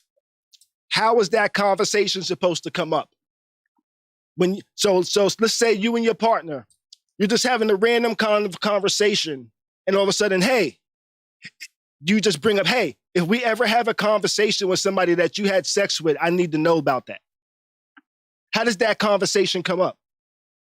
It doesn't come up until it happens. It doesn't come up until it happens, right? Or am I mistaken? That's not a dinner conversation. I think that when you get to know each other, you know, when you talk about things, that type of stuff comes out. And then again, for me, like I said, maybe it's just me, because that specific scenario, for me, I think it's common sense. Me personally, I get you. That's everybody, for you personally. But listen, I get you saying, and that's exactly what I'm saying. I get that you're saying that everybody is different. Me personally, I've always seen that as common sense. Like if I'm especially in a scenario like that, because I do agree, that's not a conversation that just comes up at dinner or when you're sitting in the house or when you're getting to know somebody. Like, I don't think that it is, but I think common sense in a situation like, hey, especially especially when the situation comes up. It's not more so like, I don't know. I think for me personally, I've never really had a problem with it. I don't know. I've never really had that specific problem in a relationship. Like somebody not knowing, I think that's just respect, being transparent and confiding in your partner about shit, just so they know. But agree. I've experienced both sides. Somebody that said, I need to know it, and somebody that's saying, I don't give a fuck. I don't need to know it. So I don't give a fuck. Situational. What's that? I think it depends on the scenario. I've experienced a lot of I don't give a fucks. It's only been a couple of like, yo, I need to know. Yeah. I just think people need to take time to learn each other and not assume that your rules from a prior relationship goes into the next relationship. You might have those rules, but that person might not know what those rules are. Now, I think all of us generally go into relationships saying, hey, we shouldn't cheat, we should be faithful and things like that, but there's other things that people require that we don't know about that we need to learn. And that takes time to learn. Sometimes you can learn that in a week or two. Sometimes it's going to take a year or two. Sometimes it's going to take 10 years, and I think it just takes time because people evolve and people change and people grow and, so. Hey, let me tell you something. It take you that much time to learn some shit like that. With me, you can fucking skedaddle, goddammit. Ain't got time for that. Well, I'll tell you certain shit you can talk about. But I'll tell you what. Other things, it is a learning experience, some things, definitely. But I think when people keep doing the same shit over and over, you gotta go. The door. I'll tell you what. The door. I'll tell you what. I was married for a long time, right? I was together for about 12 years. Divorced 18 years. But I didn't know my ex-wife until about 10 years. It took about 10 years for me to see all these different sides of her and all of these different things about her and kind of see how she evolved and shit like that. I thought I knew her in the first couple of years, but it took actually all that time for me to actually sit back and say, you know what? I didn't really learn about her until shit got really, really fucked up and bad, That's where I think we learned a lot about each other, So a lot of times I think the strongest and healthiest relationships are the relationships that go through some shit in the beginning. It ain't got to be like no cheating shit or nothing like that, but I definitely think people need to argue and people need to fucking fight because you really don't know a person until you fucking fight and figure out how y'all work through fights and shit like that. And it takes a lot. That doesn't happen overnight. Some people don't really get into fights like that early in their relationship because they're still in that honeymoon phase of their relationship and shit. You know what I mean? Some people might not fight for 2, 3, 4 years. And now all of a sudden they married after 2 years and didn't really get into their first fight until they were in fucking year 3. And now they're married and they realize, oh shit, when we fight, we can't fuck with each other at all. And I think that, and that's why I think it takes time, It takes time to really know somebody because people grow, people change, and shit just gets different. And can you deal with that person as they get different? Yeah. That's just my personal experience. But I think growth with a person is definitely dope. But I don't know. I'm gonna stick to it. Yes, there's rules. No, there's no rules. I don't think there's a set standard of rules because everybody's relationship is different. Mm-hmm. But I think generally a lot of us have the same basic rules on being honest and not cheating and being loyal and shit like that. I think a lot of us have those basic rules, but aside from that, I think every relationship is different. Your last relationship is going to have shit different than the next relationship. That's just my thoughts, And that's what I thought when I started seeing all of these posts and shit. I took a shot. Let's move it on real quick. Let's move it on. Take another one too. Where am I gonna go? Why do you love hip hop? And this is a segment I said, you know what? I want to start doing, on a weekly basis. Why do you love hip hop? And it's not necessarily, oh, this is why I love hip hop, but it's more, hey, this is a song that I heard growing up or that I heard coming up within hip hop that made me really fall in love with hip hop as a whole. It really contributed to my love for this thing we call hip hop. I spoke to Bees about this last week or earlier this week. I spoke to Tati about it earlier today. And it's not going to be no new songs. It's going to be classics, well, depending. But for me, I'm going to say one of the first songs that I remembered all of the words to is Microphone Fiend by Rakim. And you know what? I actually got off of this earlier, but I actually had this for a question for my hip hop trivia that I plan on doing when we come back from break, where people can win some money if you get enough questions right. We're going to have a couple of people call in or connect to the Zoom and be on the stream, and they're going to answer some questions, right? And now, this is a question I had. Let's see. What did Rakim, this is going to be like the format of the questions. What did Rakim do when he lied and said he doesn't get upset? That's the question. What did Rakim do when he lied and said he doesn't get upset? This is from 1988. Can I answer? Go ahead and answer, Bees. Cool, because I don't get upset. I kick a hole in the speaker, pull the plug, then I jet exactly. back to the lab. And that's the correct answer. That's the correct answer. Because he said, cool, because I don't get upset. I kick a hole in the speaker, pull the plug, then I jet. And I said, wait a second, hold the fuck up. Nigga, if you kicked a hole in the speaker, pulled out the plug so nobody else could perform because they took the mic and said you was too small, you was clearly upset, my G. You was clearly bothered. You was a bothered ass little nigga, Rakim. Why would you? Omarion. Yo, why was you so mad? Yeah, he told us he was unbothered, but he was bothered like a motherfucker. But that would be one of my questions. Well, I won't be winning none of that money.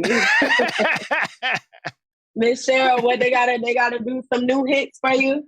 All right, let's see. Let me pull out another question. Here goes another question. Let's see if you can answer this one, Bees. If this ain't got shit to do with shampoo, what should you do? If this ain't got shit to do with shampoo? Yeah, what should you do?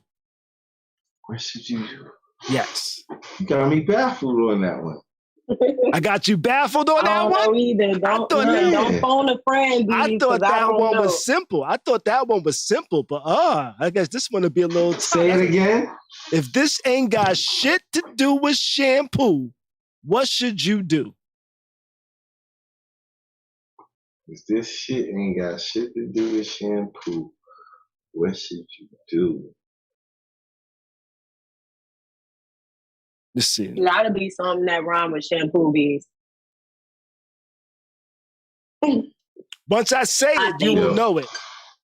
Once I say it, you will know. How about the chat? If this ain't got shit to do with shampoo, what should you do? And this is from 1992.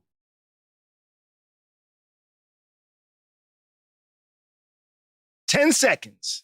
9, 8, 7, 6, 5, 4, 3, 2, 1. So, the answer for this is 1992. And this one actually has a tidbit. This is one of the few songs that did not get censored The shit in this line did not get censored because nobody could understand what the fuck he was saying because he said it so fast.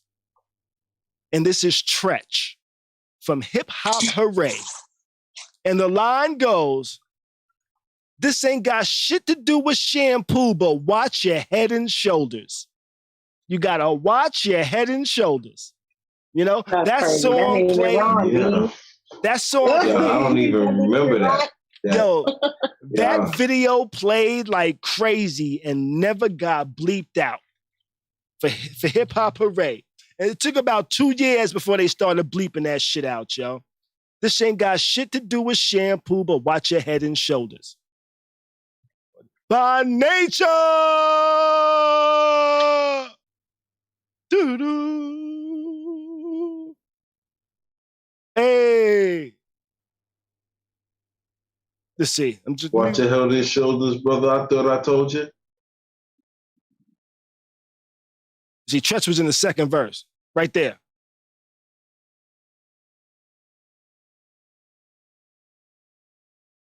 Let's see. This ain't got shit to do with shampoo, but watch your head and shoulder. See, they bleeped that one out. That was later on. But that's one of the questions I have for like the hip hop trivia. So I think it might be a good show. Might be good and fun. I think we might stump some people, yo. Khary trying to make all the questions hard, so he ain't got to get y'all. I got a question. I got a question. I don't think anybody will answer. I got a question. I don't think anybody will answer. Is it as serious as cancer? No, it's not. It's not. Okay, here goes the question, Bees. Name the 3 members of the Foo Schnickens.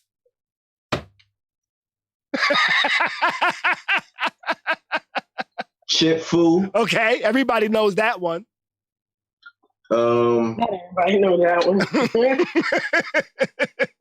Wait, the light-skinned nigga was...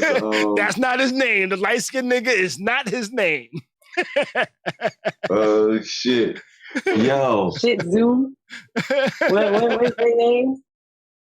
What is it? Name the 3 members of the Foo Schnickens. Yo, I'm lost, yo. I am lost. Yeah. Uh-huh. You know? Okay, here goes another one. Name the leaders of the new school. Oh, Busta Rhymes. Busta Rhymes, everybody gets that one. Dingo D. Okay. Milo and Charlie Brown? Yes, you got it. Not everybody will get that. Yo, a lot of people don't know. Hey, I got a line for you. What's that? A line for you. What's that? Right? If you walk to the school with about 40 feet, what does that mean? If I walk to the school with about 40 feet, what does that mean? I'm a little stuck on that one there, Bees. I'm stuck on that one there, Bees. What you got for me? Huh? What you got? That means the squad is 20 deep. Zone. Yeah. See, we gotta get you writing some questions on this shit too, Bees. You know? Because you use leaders of the new school, that's why I did that. Got you. All right. Now, Bees, what's one of the songs that made you fall in love with hip hop? One of the songs that made me fall in love with hip hop. Yeah. I'm going to have to say, yo,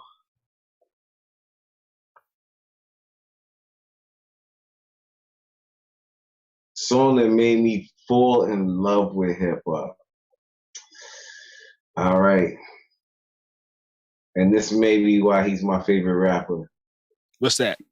But it would have to be Ice Cube, Nigga That You Love to Hate. Ice Cube, Nigga That You Love to Hate. Yes. Ooh. Oh, geez. Yes. I give payback to motherfucking niggas. That's why I'm sick of getting treated like a goddamn stepchild. Fuck a punk because I ain't him. You gotta deal with my 9-double-M. What?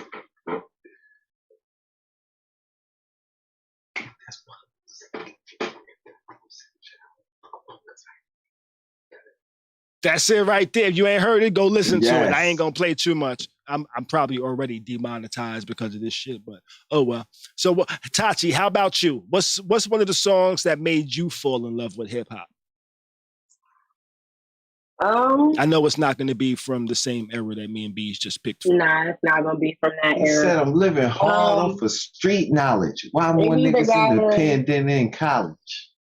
It would be probably what? Outkast. Outkast? Okay. Outkast, DMX.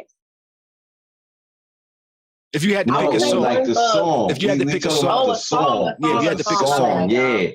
I don't know my first. I can't remember what the first song would be, but it would be one of those like Bone Thugs and Harmony. Okay. What song am I thinking about? I know that Tupac song. Which one? Hail Mary used to scare the shit out of me. But Hail Mary used to scare you? When I was younger, it used to scare the shit out of me. Like the beginning, the video and the music. They used to sound like Candyman to you or something? Come with I don't remember. Maybe it was the video. I don't remember, y'all. I just remember that song used to scare me. But that was one of the. That one right there. It sound like, yeah. That used to get you a little scary. I think it was an association. That's why it was scary because I feel like the music associated with like, I don't know, y'all. Don't judge me. I'll tell you what, this has one of my favorite starting lines. I was gonna say now it's one of my favorite songs. I would definitely say it's either Outkast, Bone Thugs, Tupac, or Wayne. I can't remember what the very first song was for me though. But we grew up listening to Outkast, so it probably was one of those. You find out Tati's favorite song that she fell in love with hip hop was. That is R&B, and I purposely had to think no, that's not R&B. That's hip hop. That's Lil Wayne. No, it's not. That's Lil Wayne, Mrs. Officer. That's Lil Wayne. That is. Yeah. I know that's Wayne, but I wouldn't consider that a hip hop. Well, I don't know. Yeah, that's a hip hop. It's R&B. Okay, maybe I'm thinking. Okay, so maybe I'm thinking rap. It's on the Carter. Rap. It's on the Carter. It's not on Bobby. It is on the Carter. If it was on Bobby V's album. You're right. It would be R&B. Right. And Wayne would have one verse. Maybe mine is definitely not coming from that era that y'all talk about, y'all. But I don't know, y'all. I can't pick one because I really can't remember my first. I bet I know hip hop music because Tati's from Florida. I'm gonna go out on a limb. What you gonna say? I'm going to say that Tati fell in love to some Luke, yo. There's no other way. And see, that's why I'm gonna say like people that y'all know, like it was definitely Luke, Trick Daddy, like all of that.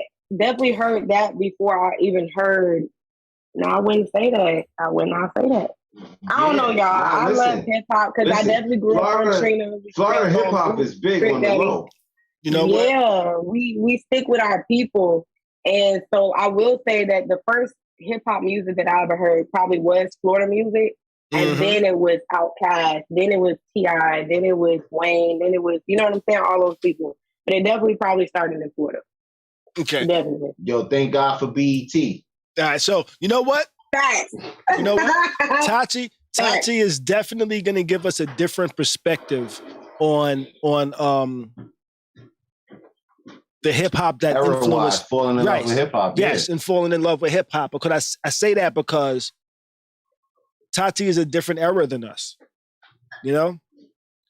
Mm-hmm. Well, Agreed, because I didn't know who the fuck the Snickerdoodles was. I didn't know who they were. How old would you say you were when you started really like listening to hip hop, trying to like cater your own shit to hip hop? Yeah, not like because like when you started, not because it was like a catchy dance or it was a trendy little like what's like the song like that shit was like hip hop and you was like I didn't grow up in that era, right? Dude. So that's why I'm trying to. That I did hear was lyrical. It was Wayne. I was probably right. So I grew up around music. So my people played instruments. They played music. They love music. So that's why we're kind of a melting pot. So like my question was, around what age did you start looking for your own music? Like, oh, I like this, and I'm going to find that. Probably at like, I want to say 10, 11. 9, 10, 11. Okay. 12. Okay. So that's when we were able. We had the little CD players back then. I remember that. So the little MP3 players. So the music that iPod. influenced Tati would have probably been in the early 2000s. That really influenced your hip hop love. Well, yeah, you're right. Early 2000s, but it was music from the 90s. So even when I was younger, I grew up with like. I don't know how to explain it. You ever had parents that was really, really big into music? So you grew up always on mixtapes, always on the newest R&B, the newest hip hop. Like my family was like that. So growing up, even in the early 2000s, I was still listening to the music from the 90s. Like I didn't just start listening to music from the 90s in my 20s. Like I've been listening. Like I think I grew up on that type of shit. You know? Okay. So for me, being younger, y'all got like a 20-year difference on me, a 20-year age gap. But being younger and growing up in a different area, Florida, I will say that my first introduction to music was definitely in Florida. It was definitely Florida shit. It was definitely some Trina, some Trey Daddy, whatever. And then I would say kind of in my teens, that's when I fell in love with Wayne, when I was like 10, 11. Okay. Yeah, I had Mrs. Carter on everything. Like that was my dude for dating. You know. Anyway, so when I got in my teens is when I kind of started venturing out and finding out what kind of music I like to listen to. I was big on Wayne. I was big on Outkast like my dad. My dad was my biggest influence for listening to Outkast and listening to older artists like Bun B and shit like that. So my influences were, they were definitely Southern before they were Northern. Like y'all know all of y'all be hip to all of the, of course, because of the age difference, but y'all be hip to all the people up north. I tell you what though, South was anything like Slip and Slide Records. Oh, it was lit. It was lit. I fucked with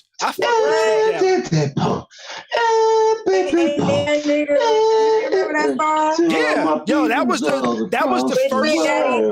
the first song I heard from Trick Daddy, and when I heard that shit, I was like, yo, this shit is crazy. And I actually first heard it. Rest in peace to my nigga Maine, man. I first heard it when I went to his crib one day. Went up to his crib. We was getting ready to go somewhere. All of a sudden, the video came on. And that nigga said, nah, we gotta wait till this video go off. I'm like, fuck is this shit? Like, that's my shit. He was like, yo, this Trick Daddy shit, you know now. I'm like, you know now? The fuck is you know now? That shit played. I left that nigga crib like, you know now? I do think that a part of hip hop, because I do include R&B in hip hop. That's why because I was introduced to R&B. The new R&B. Yeah, I was introduced to R&B and jazz. Well, jazz is in hip hop, but I was introduced to those two genres. It's actually the beginning of hip hop. Jazz is actually the beginning of hip hop. Shout out to Mary J. It was definitely the beginning. But what we kind of classify as hip hop, I don't think we kind of pay attention to jazz sometimes or blues and shit like that. But I grew up on that type of stuff in R&B first. And then, well, not first, but all at the same time. But it was mostly like jazz, R&B, and then hip hop. I tell you what. If not for Mary J. Blige, I don't think anybody would be categorizing R&B as hip hop. As R&B as Mary J. Blige is, she's like the person that made R&B hip hop. You think so? Yes, definitely. Mm-hmm. Definitely. R&B made R&B hip hop. Yes, definitely. Yeah, or Puff. It's either her or Puff. Mary J was the first one that kind of brought hip hop to R&B. That kind of gave R&B that hip hop vibe. That started having rappers really on her song. Like her first song that she got introduced to the world to really was "What's the 411," which was a collaboration with Grand Poobah. You know, and she kind of monikered the name, the Queen of Hip Hop R&B. You know, the Queen of Hip Hop R&B and soul. You know, because she kind of fused the two together. She definitely is the queen of hip hop. I'm not even going back and forth with y'all about that. Mm-hmm. I grew up on Mary. That was my mom's favorite artist, Mary. And so I'm not gonna challenge that at all. I can see that. So it was a collaboration between Puff and Mary J. Blige, you know? And then he kind of took that with Jodeci. Jodeci was very R&B, but he gave them a hip hop look. So they had a hip hop look, but their music was very R&B until it came to some of their remixes. Like Jodeci. Come and talk to me. Jodeci was like, for me, back in the days, I didn't really like R&B because I was so hip hop, and all they played on the radio was R&B. Like, and when I say all they played was R&B, it wasn't like the fast paced R&B that we get now that you can actually dance to and move to. It was those were slow down back then. It was people was on the slow down. Yeah, it was all ballads. It wasn't ballads, but it was slow back then. Jam. Listen. Let me tell you something.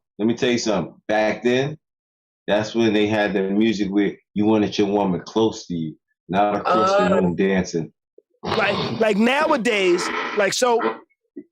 If there was a talent show nowadays, you'd probably be hard pressed to see an R&B act win. Back in the days, you would only see R&B acts win. And they would sing some slow shit, some showing their vocals and shit, hitting mad different notes, mad slow to shit. And that's why Sammy's mad about that battle with Ray J and all of them, you know what I'm saying? Because vocally, you know what I'm saying? Please. Vocal. Please, till my baby's born. That shit got me crying. That whole verses was crazy. But nah, I agree. I definitely got introduced like because nobody, you know what? Listen, I love niggas like T-Pain and all that, but he fucked it up. When auto-tune came, it was like everybody was like, "Oh, I can sing. I can sing." Yeah, I tell you what. Around the time T-Pain started popping, T-Pain can actually sing though. Yeah, yes, he can. Yo, that's the thing. T-Pain can sing. T-Pain can hit notes, yo. T-Pain has song. Yo, there's a song on T-Pain. One of T-Pain. I think it's the Ringleader, some shit about a circus or some shit like that. He got a song on there with him. I think like Mary J. Blige and some other dope singers, and he fucking sings, yo. No auto-tune, no nothing, and he sings, yo. Damn, he won the Masked Singer. When he came out, nobody really knew he could sing because y'all was focused on the auto-tune. Right. Like, and I don't think that he messed up hip hop or music or anything like that, only because he can sing. Now, if he was a nigga that could not sing and he was using auto-tune, I would say, yeah, nigga, you fucked it up. I would just say that he was experimenting. I would say he was experimenting and trying some shit out with the auto-tune, and niggas took that and ran with it. But if he was a nigga that couldn't sing and he was just doing auto-tune, I can understand you saying like, okay, well, he fucked up hip hop. But he can actually fucking sing. Now, I think Usher blamed the wrong person. Because T-Pain said, yo, Usher blamed me for ruining hip hop. And he said, yeah, I was in the depression because of that. I think Usher blamed the wrong person. Yeah, I heard about that. You know who should be being blamed? Not T-Pain. Usher? No, but Tati's favorite, Lil Wayne. Goodbye. Wayne is not a... I would never allow you to sit here and talk like that. Let me tell you why. Let me tell you why. Let me finish. Lil Wayne is the person that influenced all of these rappers to start rapping on auto-tune. Before Lil Wayne, nobody was rapping on auto-tune. When T-Pain was doing it, it was like, that's T-Pain's thing. Once Lil Wayne got Lil Wayne got the okay from T-Pain for, what's that song? I Can't Believe It. I Can't Believe It. After that shit, and the only reason I say that is I say that because at that time, I was actually running my own studio. You know, I was laid off from work. I was laid off from my job, my developer job. I said, you know what? I'm going to try and do some shit for myself. I took some money I had. I built myself a booth. I opened up myself a studio in the flea market. I had people coming through, and every fucking rapper started coming through and asking for fucking auto-tune and started coming in there acting like Lil Wayne. I'm like, yo, why the fuck are all these people coming in here with this Lil Wayne shit, with this fucking auto-tune shit? But why would you blame that on Wayne when Wayne wasn't even because he had a whole generation of. That's why I'm saying it. Wayne didn't use auto-tune. Right. Wayne didn't use auto-tune until he linked up with T-Pain. Exactly. So for you to say that Wayne started influencing niggas, Wayne was influenced by T-Pain. Right. But that's why I say and then Wayne niggas wanted to do the same thing too, kind of like Bryson Tiller. He started rapping and singing at the same time, and niggas wanted to do that too. Exactly. I wouldn't, but there was a nigga doing that because y'all remember y'all said Nelly was doing that before Bryson Tiller ever came along. Well, he was singing. He wasn't singing with auto-tune. I would never. I'm not talking about that. I was talking about Bryson Tiller with the. I compare Wayne using auto-tune being influenced by T-Pain, just like Bryson Tiller with the singy rap shit, and then niggas started doing it. He wasn't the first niggas to do it. Niggas started jumping on after he did it, but he wasn't the first person to do that. Y'all said Nelly was. Right. So yeah. I wouldn't say Wayne is. I wouldn't say Wayne. Not really. The reason say Wayne is the dude that got 30 years was actually the dude that. No, the reason why I say Wayne is because people weren't trying to imitate T-Pain. People were trying to imitate Lil Wayne. Lil Wayne got the okay from T-Pain. Lil Wayne spoke with T-Pain. Said T-Pain said, "Yo, I don't mind if you use this." Lil Wayne used it more than one time. He used it on a couple of songs, quite a few songs. Actually, I need to Google this shit because I will not stand and allow you to blame that shit on Wayne. Because I bet I could find another rapper that was using auto-tune before Wayne. You don't drink. I pour it in the kitchen sink. Now check it out. But hold up, bees.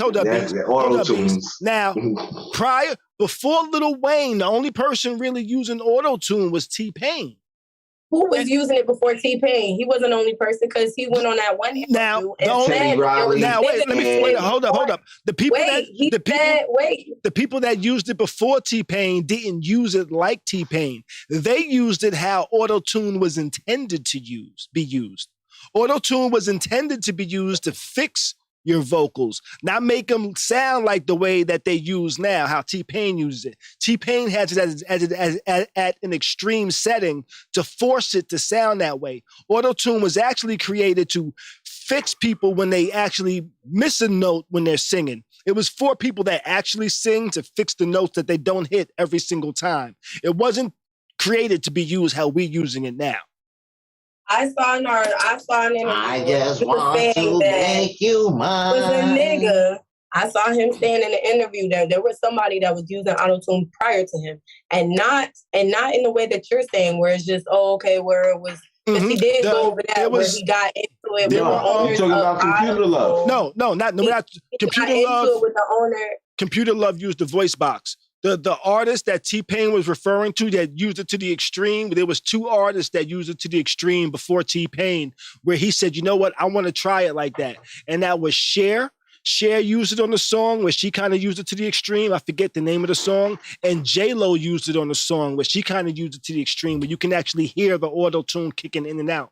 But other than those 2 artists, there really wasn't too many artists that was using it in the manner that T-Pain used it. They used it for the effect on that one song. T-Pain used it for a whole style, you know? Either way, I wouldn't make Wayne responsible for it. Watch him out. Now, the reason why I say Wayne is responsible for it is because Wayne said when T-Pain was doing it, people was like, that's T-Pain's thing. When Lil Wayne started doing it, people was like, it's okay if we start using it now too, because Lil Wayne is using it after T-Pain is using it. They were going to use it anyway because T-Pain used it. I don't think it's not because Wayne did it. They were going to use it anyway. T-Pain was doing it. Niggas was going to jump on T-Pain shit. Didn't the weirdo, can I ask a question? Go ahead. Didn't the weirdo with the camouflage bush outfit, didn't he make a whole album with that? Camouflage bush outfit. Kanye. Oh. Yeah, that was after T-Pain. That was after T-Pain.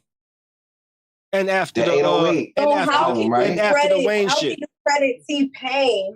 How can you credit T-Pain for starting the auto-tune movement, but then blame Wayne for rappers using it? Because T-Pain was singing, T-Pain was singing, T-Pain was singing, and he was rapping, and he also started the trend of auto-tune and the way they were using it. So if anything, Wayne would have bit the shit from him, rather than niggas biting Wayne from doing the same shit that he was doing, that T-Pain was doing. Yes, so I'm saying, and the reason why I'm saying it's Wayne's fault is because Wayne showed people that it's okay to use this, that it's okay that people other than T-Pain use it.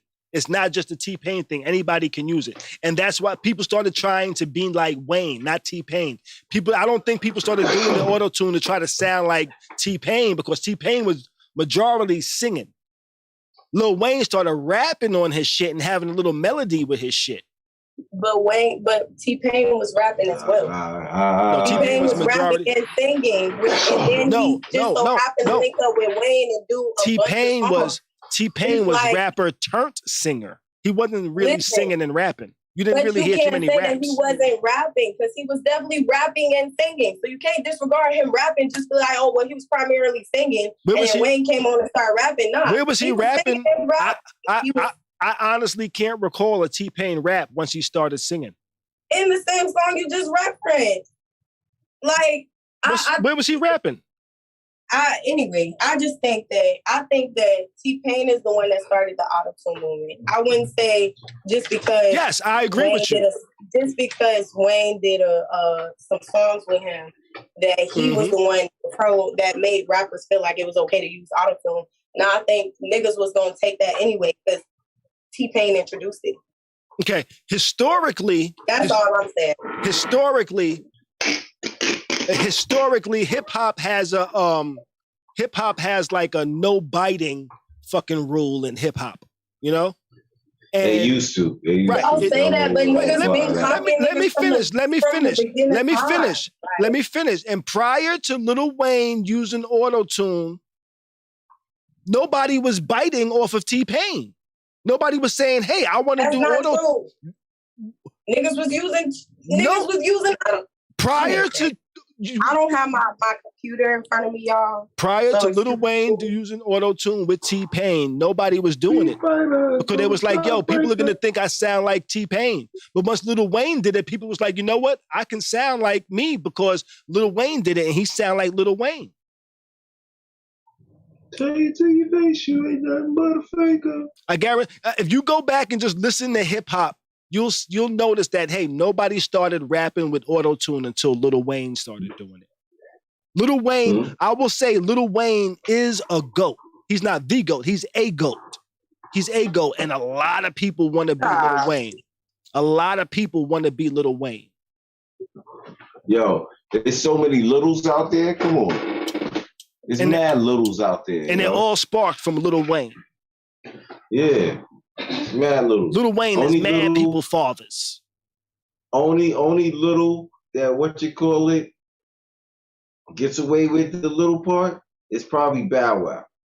He's the only one that probably not because he was actually little. Wayne. He was actually little when he came out with his shit. You know what I'm saying? Yeah. But other than that, Lil Wayne, Lil, he sparked the wave. He sparked the wave a little. Yeah. From your Little Zanes to your little. You talking about Lil's Bees? We talking about auto-tune. No, I think his little remark was just to say how much Lil Wayne has influenced. Yeah, I'm not doubting that. I'm not doubting that at all. I know he's definitely paved the way for a lot of people, especially with his styles of rapping. But I thought we was talking about auto-tune. So my bad. Yeah, I think that just added to the influence that Lil Wayne has, and yeah, I was just talking about the influence. I think him doing auto-tune is what really influenced people to use auto-tune more so than T-Pain.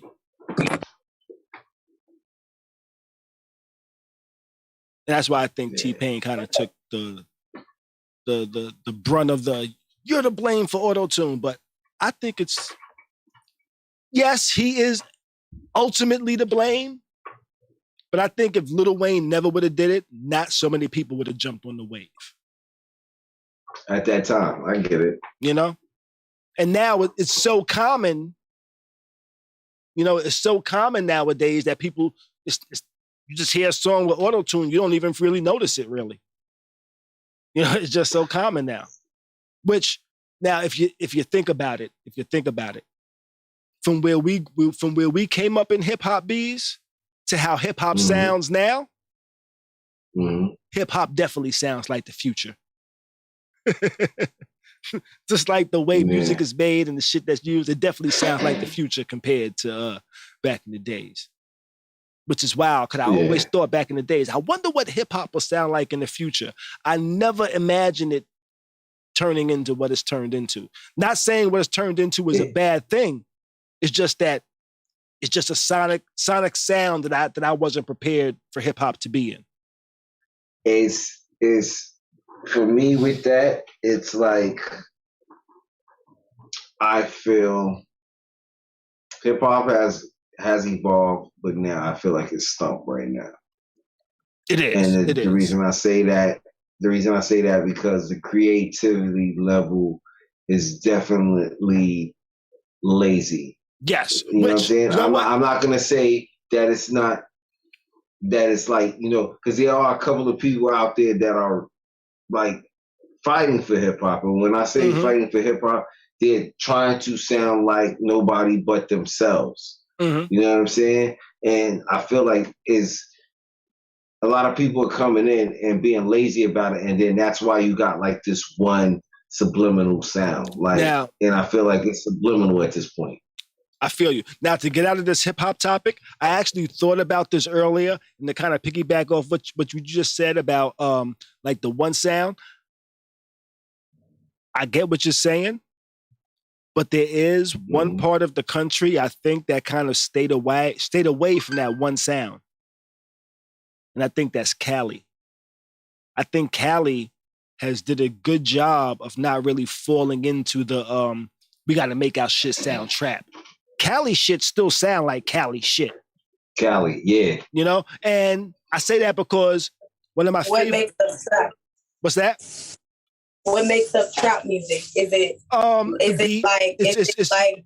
mostly the beat? Kind of like the drill shit where you can tell it with the drums, or is trap music more so? Because I've always thought of trap music as just some shit, not shit, but music about trapping, about making money, selling drugs and gangster shit. I've never thought of trap music as like being able to identify it from the actual instruments like you can with things like drill. Right. That's one of the bad things about hip hop, I think, is we're so quick to categorize shit just off the sound, because a lot of people start trying to imitate the sound, and they really did. The only sound used to be like regionally. Now sounds in hip hop is like a genre of hip hop almost, where trap music is kind of sort of two things now. initially it started off as the subject matter of what people were rapping about. But now it's kind of morphed into the sound of the music you're making, regardless of what you're actually talking about. You know, where it kind of has the 3/7 beat. It's kind of a little slow but fast. You know, it got the hi-hats and shit like that, and it's kind of dragged, but not really. You know, and it's a sound more than the subject matter, I think, of the categorization of trap now. So if that's the case, then how would you categorize hip hop? What makes music hip hop? Because we just said hip hop music was not only trap and rap and all these different sounds, but we all in auto tune and shit like that. It's also R&B. Well, so with things being categorized, like you gotta kind of categorize things because like you said, like, yes, people bite off music, but that's inevitable. Like, people are inevitably going to try another genre and mix it with some other shit. That's going to happen regardless. But with that being said, like, how would you explain hip hop then? Because you got to kind of put shit in a category. I'll say this. I'll say this. Hip hop is a culture, right? So hip hop is a culture. Rap is the music of hip hop. And there's a lot of different types of rap music in hip hop. So that's how I would kind of say that with hip hop. So rap doesn't have one sound. There's many sounds. Rap started off kind of one sound, but it slowly expanded across the states. First it expanded across the city, then it expanded across the states, then it expanded across the world. So rap is the music of hip hop.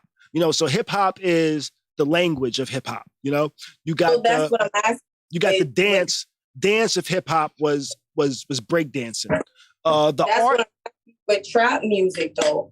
Trap music, you was never able to really identify trap music only because trap music has always been, because there's different beats.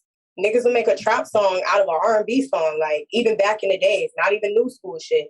But so that's what I'm asking you. Like, I would say things, you got to kind of categorize things. I think trap music is more so selling drugs, hustling and gangbanging more so than the sound. Kind of like you identify a drill beat and things that you do have to kind of put it in a category. With that being said, let me 1 second, B. With that being said, so that song, "Where I Smoke," "Who I Smoke," you know, "Who I Smoke," that was using that. No new music, no new school. No, let me just say something. So even though that's considered trap music because of the subject matter, the sound sonically isn't trap. You know, the sonic sound of it isn't trap because of the strings and the things that's used in it. And that's what I'm saying is what's making up trap music now, because so many people started rapping their real gangster trap music, talking about this shit going on in their trap, and they used a specific sound to it. I think one of the things that helped make trap now a category versus just a subject matter is probably a Bryson Tiller, because he made it trap soul, to where he took the trap sound, but he used the trap sound, but then started singing his R&B music too. But that's what I'm saying to you. Trap is not a sound. It is. That's why I asked you. Listen, now it is. That's why I asked you to identify what the sound would be. You know a drill song when you hear a drill song because you know the drums and all that extra shit, right? Right. But when it comes to trap, that album was not called Trap Soul it was called Trap Soul because he was rapping.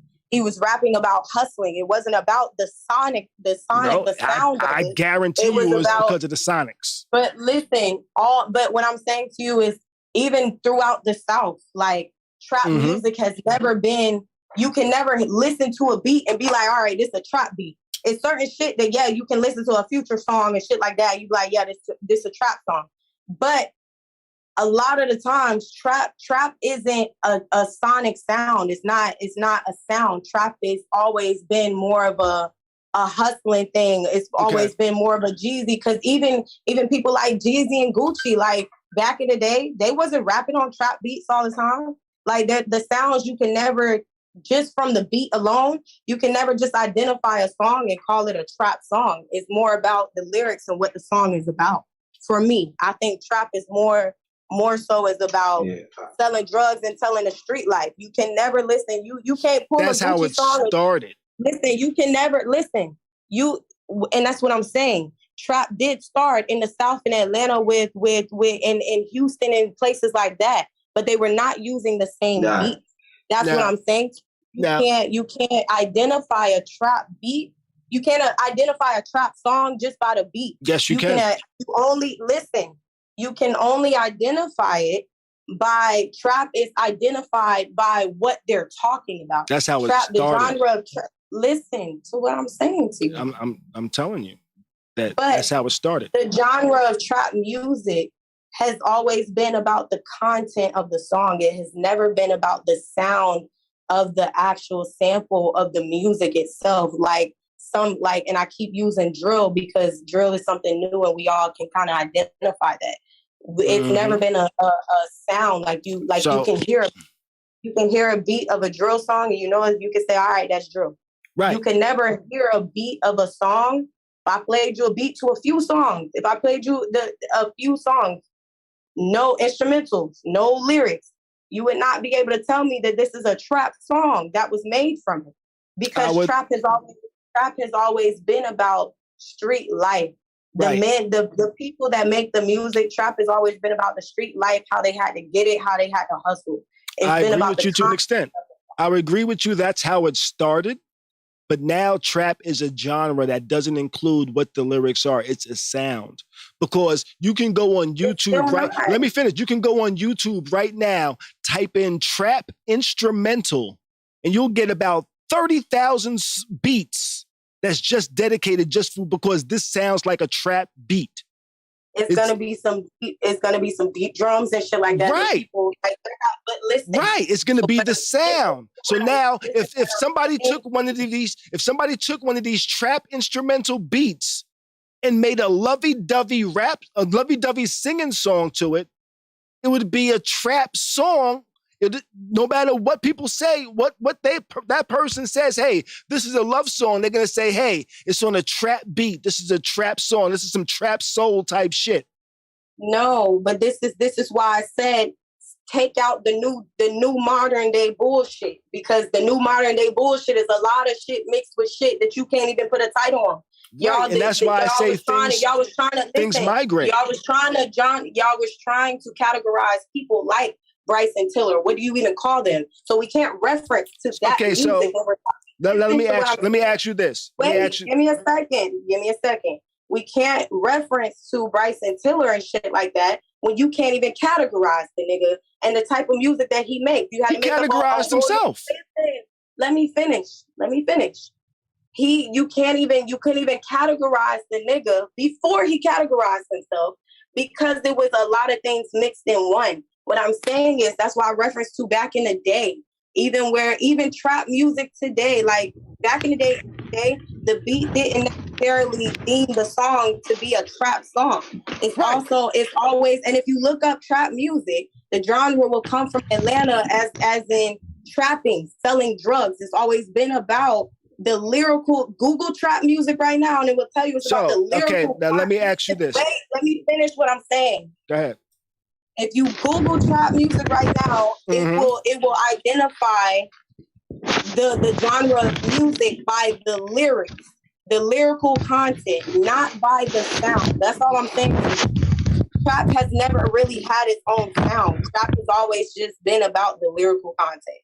That's all. Okay, so I just Googled what is considered trap music. It says trap music uses synthesized drums and is characterized by complex hi-hat patterns, tuned kick drums with a long decay, originally from a Roland TR-808 drum machine. The lyrical content that offers and focuses on drug and urban violence. Okay, and you just proved my point. The lyrical content that focuses on drugs. The key word here is often.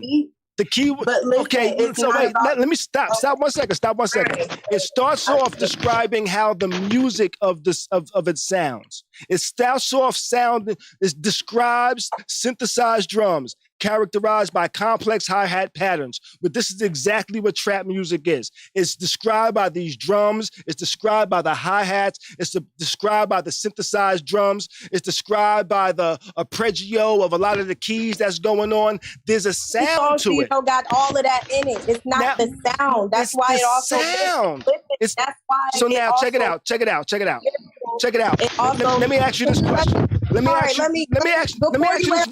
me ask you this question. Why is it so easy for you to identify drill music? Is it the lyrical content or the way the music sounds?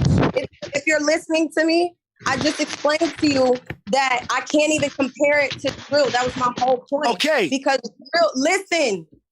Because I can't even compare it to drill because drill has its own sound. That was so my whole does point. Trap. Let me. God damn. So does trap music. My whole point in saying, because I asked you first. I asked you. I wasn't trying to make a point. I just wanted you to explain to me what you thought trap music was, and that's why I use drill. I use now drill it's as a sound.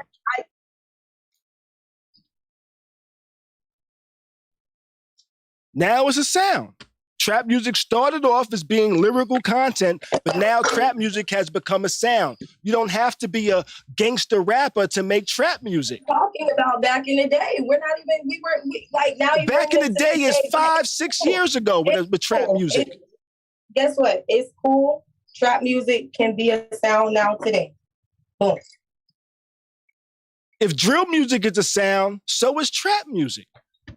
I never said it wasn't a sound. We were talking about back in the day. Trap was never categorized by the drums, by the sound, by none of that. It was about the lyrical content.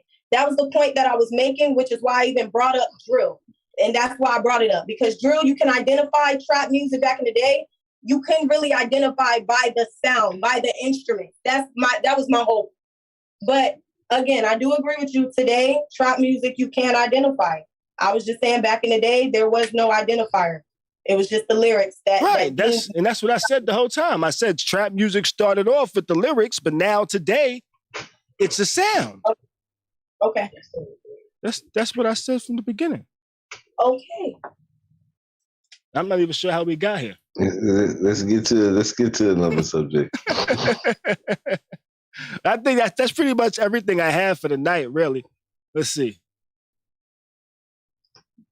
Oh, actually, no, I had a question of the day.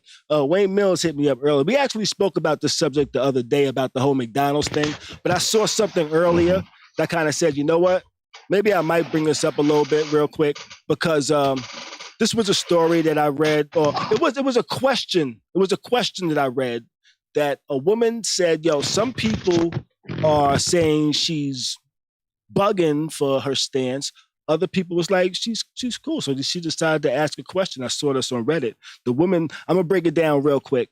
The woman pretty much said, yo, she put some money aside so her and her son could take a vacation and go to Disney. She felt her son should go to Disney at least once in his life, right? Now, the thing is, she has an ex. The ex had an affair with somebody and had a baby with that person. The ex is now a single dad with the kid. Mm-hmm. You know, he has a baby with her, the child that she wants to take to Disney, and he has his own child from this other affair. Now, when the kid is with him, both the kids are together. He's like, that's my brother. We're having fun. We're hanging out, this and that, you know? The mom says, hey, I'm taking you to Disney World. He's like, great. You know, he goes, hangs out with his brother and must said, hey, my mom's taking us to Disney World or some shit like that. And now the father's like, hey, so you're taking both the kids to Disney World, right? They hang out together, you know? We spoke the other day about a dude not buying McDonald's for the other kids. You know? Some of us felt like, hey, he should have brought McDonald's. Others was like, hey, that's his prerogative. Now here goes a motherfucking vacation to Disney World where the mother is the one doing shit. Now is the mother obligated to take the other child to Disney World? You know, Disney World in this situation being McDonald's. You know, Disney World is McDonald's in this situation now. You know? And now the mother got to bring McDonald's, which is Disney World, which is flights, which is hotel. No, she does not. She does not have to get knocked out by that. Should she? And little brother, you're going to have to understand. You have to understand. Only way this is going down is, guess what? Poppy's going to be paying some money too. Facts, because Disney World is not McDonald's. That ain't the same money. It is not McDonald's. Yo, listen. We talking a $6-7 Happy Meal to what, about $1,000 or better? That's to why take kids to Disney World is way more expensive than they go as adults. And watching them and taking them home. Yeah, it's a lot. It's a lot. I don't think she's obligated to do that at all. She's not. She don't lay down with the other woman. Like, I understand that that's, you know what I'm saying? I understand that that's his brother and all that, but you, Poppy, you know what I'm saying? These are both your kids, yo. And the other one said that. Listen, I didn't say that. I think they understand that. Asking maybe like, hey, show you some money, can you take, the other kid too, or you know what I'm saying? Like, I don't think she's I don't think she's obligated at all. But I think she's not. Like I was saying, to somebody today, but like she needs to stop telling her kid that she's taking her kid places. She just got to take them. Well, see, he's a kid. He ain't got no. Oh, I got plans next week. I can't go, Ma. No, bring your ass on, and then you just gonna pop up places. That's what it is. I don't know. I think that was an awkward situation to be in from jump. Like, I think that it was just awkward. Period. Like people. My bad. I think it was just awkward. Period. Sometimes, like, I've been in a situation where my parents were going to take me somewhere or something, and they also took my friends only because they had the means to do so. You know what I'm saying? Or they also took my cousin because they had the means to do so and things like that. But I think this situation is crazy. Like, it doesn't have, I know it's awkward to be in because the kid went and told his brother that he's going to Disney World. Now you got another kid that want to go to Disney World. It's awkward to tell them no, but at the same time, I definitely do not think she's obligated to do that.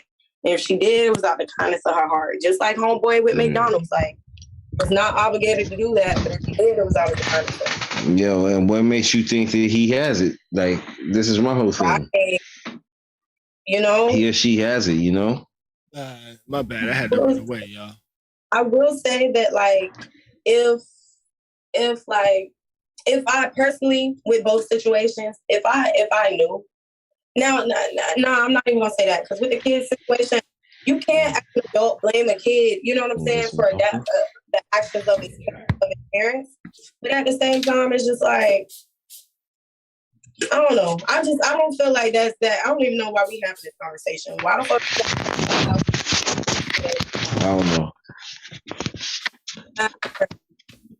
But I do agree if they agreed to like pitch in or something, or pay for the other kid's way and ask her like, hey, you mind taking both of them? Cool. But to expect somebody to just take your kid somewhere is wrong.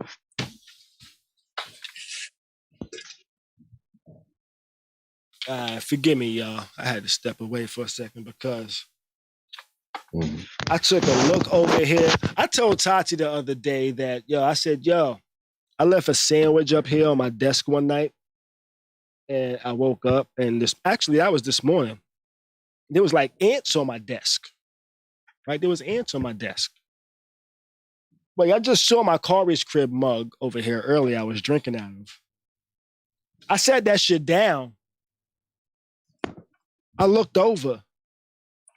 There's about 50 fucking ants in that motherfucker. Nigga, I had to go get some motherfucking Lysol, start spraying this shit. That's crazy. Yeah. You need some you better get some barrier. Spray. Facts. That shit works. I sprayed this whole shit down. Yeah, you might, you know what you might need? I need to open my window and spray the window. Cause this is right by a window. Tempo. This shit right by a window. Tempo. I don't know what you're saying. What you're saying right now, B. I don't know what that is. That's the Spanish dude on Fordham. The stuff's so good, he gotta whisper it. Yeah, tempo. Gotcha. I ain't been out the Florida for a minute, so I don't know what the hell you was just talking about. Nah, they've been selling that for years. Yeah. Gotcha. Shit, that's wild though. I gotta do something about this shit tomorrow. I see. Yeah, I was talking about the whole fucking not the responsibility, or is the responsibility type shit, or if you're a nice motherfucker and you got the means, yeah. But I agree with you though, Tati. That shit should not be expected. Fuck that shit is that they even like, who the fuck even brought the conversation up? The dad brought it up. The dad went on Twitter, didn't think that his ex went. No, the dad brought it up to the ex, but the mother is the one that brought it. She brought it to Reddit. She asked a question on Reddit because she asked some of her personal friends, and I guess she got mixed reactions. Some people was like, "Oh no, you should definitely take the kid," and other people was like, "Nah, you ain't got to take the kid." And I guess she might have felt more people in her life said she was bugging for not taking the kid, so she kind of went to Reddit and kind of asked it. You know what you do in that situation? What's that? You pay for it. You pay your kid's way, or you go too and take your kid. You get what I'm saying? Like, I don't know why we got on the internet. This was like the McDonald's situation. You know, like, okay. Well, I think she was asking the internet because the father kind of made it seem like she should go ahead and pay for this shit. You know? That's what I'm saying. She should, or he should. He should go I think if he wants the kid to go, he should first ask her, "Hey, can my son go with y'all and I'll pay for my son?" But to just automatically think she should pay for it is fucking wild. Yeah, that's crazy. That's wild. And she did kind of preface her post with, "Hey, I put money aside so me and my son can do this." So it didn't sound like she was making bread like that to where she can just say on a fucking Tuesday, "Hey, Friday we going to Disney." You know? Yeah. Not everybody can do that. Like, dang it, what was I gonna say? Honestly, going with, first of all, I wouldn't have sent my kid with, I don't know. I don't play like that.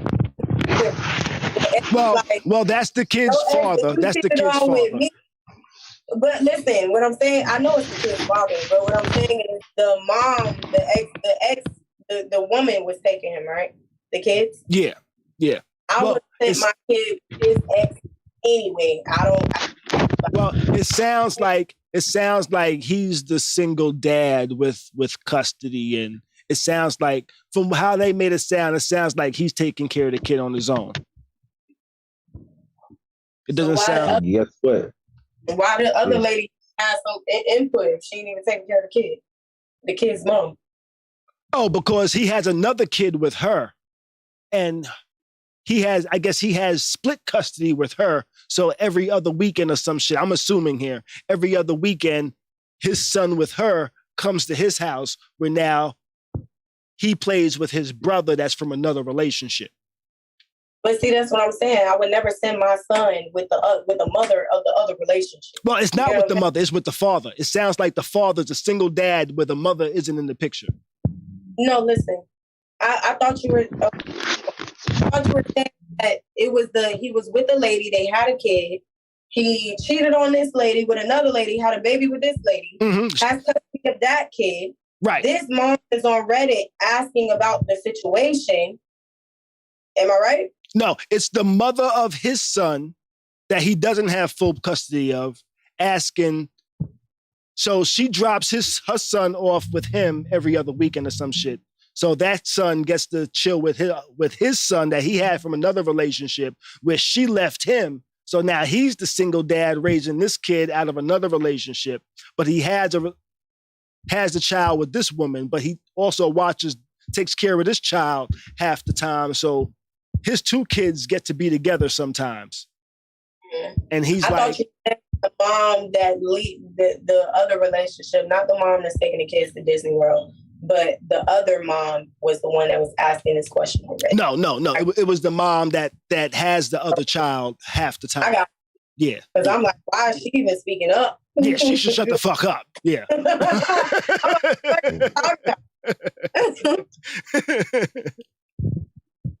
And I'm still looking out for ants over here. I don't see no more right now. Okay. That's crazy though. This whole McDonald's thing is crazy. Yeah. The world thing is crazy. Like, yo. Y'all want our kids to go somewhere anyway. Yo, Sean in the chat says, yo, I can see if it was Chuck E. Cheese or something, but Disney World? Disney World is wild. Like, we went to Disney World, started raining. Umbrella was like $40, $50. Yo, crazy, right? And it always rains. And they ain't giving you your money back neither. Oh, now she had to take her own kid? Yeah. Like, all right. Yo, listen, ain't no rain tracks at Disney World. Nope. Well, actually, it depends. It depends. It depends on how long it rains. It depends on how long it rains. If it rains for like an hour or so, they might give you a free ticket to come back. You know, and that's because I experienced that one time at McDonald's. But this was back in the days. I mean, not McDonald's, at Disney. Back in the days. It rained for like an hour and a half, 2 hours, and it was like they gave people vouchers. Now, I'm not gonna lie. I think that if I was in this situation, I probably would have told the kid, like, you know, the other kid, like, you know, not this time, but, you know, maybe I would take all the stuff, some shit like that. Something that's more affordable. You know, just so they don't also feel like, you know, that's me though. If I didn't have it to take both kids to Disney World, just out of time and someone I didn't want her or whatever, I'd have definitely been like, said something of the but we can't go to Chuck E. Cheese. We can go to Aria Park. So, you know, I'm like, hey. I'll take him to the zoo. I'll take you to the park. Let's go to the park, right? That's free. We go to the park. Yeah. And that's only because I don't believe in treating kids differently based on their parents' action. Right. You know what I'm saying? Right. Yeah, you're not my kid, but at the same time, I would never want to just leave you out being, especially you're my kid's sibling. You know what I'm saying? Right. I would never just want to be left out. So I would probably, you know, one of those, I can't do that, but I can do this type situation. Right. Now, if I was in that situation, which I'm glad I'm not, but if I ever was, if I had the means to like cover my kids' half brother or some shit like that, and they hang out all the time, I would do it. You know, if I had the means. If I didn't have the means, I would talk to the other parent and be like, hey, I'm doing this. I know my son and your son, they're brothers and they really like hanging out with each other. I'm planning on doing this. What can you contribute so I can take your son with me if you're comfortable with that? You know? Agreed. That would be something I would do, you know? Now, say that again? Could you see this becoming an argument though? Like, why would this be like, was it video or is this just like a text, like they just posted about it? Like, how did this even become an argument between the two? Because I feel like that's... Well, it became an argument because she planned on just taking her son. And I guess her son said something to his son that's a brother. And the son told the dad, and the dad said, hey, when are you going? When are you taking the kids? You know? And he kind of assumed that she should be fronting everything. And that's how it became a topic, because she asked people, hey, should I be fronting everything and taking this kid that's not even my fucking kid just because it's my son's half brother? And that's how it kind of came about. Some people was like, yeah, you should. Some people was like, nah, you shouldn't. Yeah, I'd imagine the dad's automatically like just dead that conversation. Like, okay, are you taking? Did you want to take both of them? I can pay. You know what I'm saying? Kind of offer. Yeah. Where this could have been a conversation and not a topic on social media. Right. You know. Right. I think the dad approached the situation. If the situation went how she said, I think the dad approached the situation wrong by assuming that she should take the other child. He should have approached her with a question on saying, hey, I see this is going on. Would it be a problem if you did this so the kids can like hang out together and things like that? Like he should have approached it like that instead of saying, hey, why the fuck you ain't taking my son with you? That's some bullshit, you know? So I think the approach is different. That, McDonald's situation was actually staged too, though.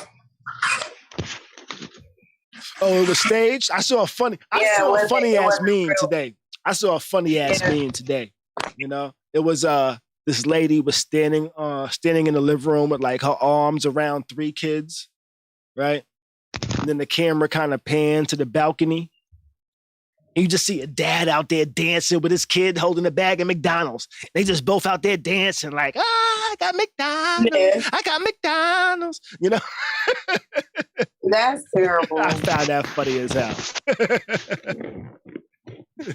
I'll tell you what, I wouldn't be that petty though. I wouldn't be that petty as a father saying, you know what, I'm bringing my child McDonald's, but not the other. You know, if I didn't have money to bring all the kids McDonald's, I would have just got 2 20 pieces with a bunch of different sauces and said, y'all motherfuckers have fun. Yeah. I mean, I could see it being, you know what I'm saying? Like, I could see it being like, okay, I just pick some up quick or whatever. But at the same time, I've seen people also saying like, hey, I would have just bought some pizza. For real though, like, you know what I'm saying? Like, the kids don't have to be at the house like we was at church. You cutting one damn cheeseburger into 4 pieces and splitting a small fry between 3-4 kids. Now that's why. But I don't know. I think that's crazy that these even became topics. People, it'd be easy to get us, huh? Yeah, it do. Yeah. It do. Niggas was arguing about it and everything, bro. It was. Some people was. You know? I tried on to that take note, I'm going to say good night. We getting ready to get up out of here anyway, man. We getting out of here anyway. You know? Yeah, we about to wrap it up. You know what I'm saying? We're gonna wrap it up, B. And next season, when we do the wrap it up, B, we're gonna let Bezo wrap it up since he's the only one here that starts with the fucking B on his name. So Beez is gonna start wrapping it up next season with the wrap it up, B. What do I have to wrap up this evening that didn't really make the news? Like we are fucking news, so I don't know. Let's see what we got here.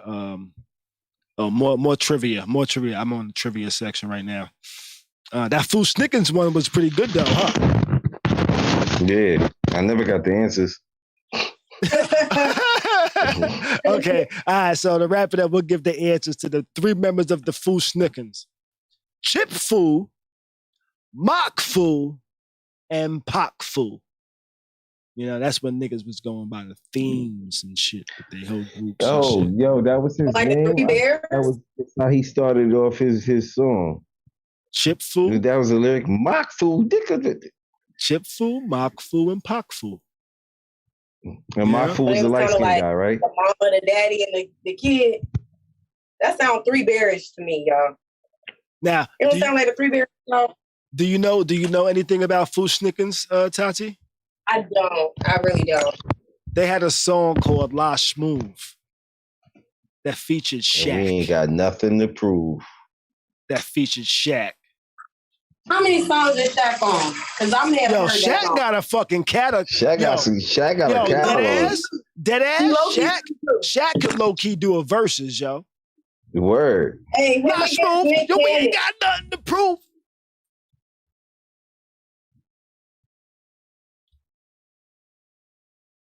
Peasy. What?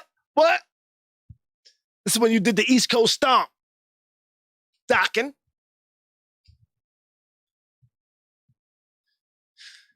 Let's see. Yo, we don't got nothing to prove. Last move. Nothing to prove. What?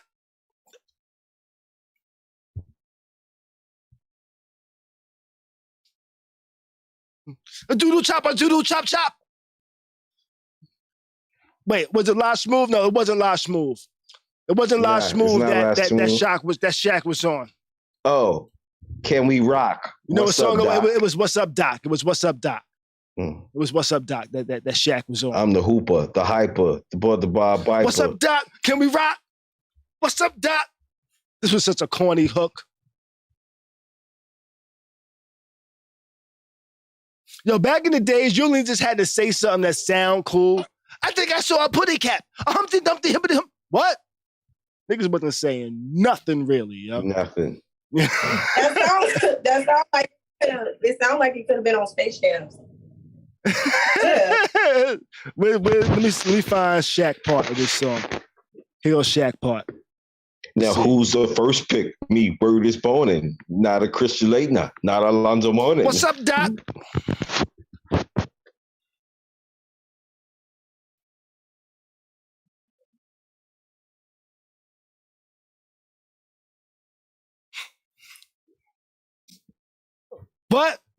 What? Me, Word is Boning. Not Alonzo Mourning. Nigga doing an East Coast stomp on that shit, nigga. What?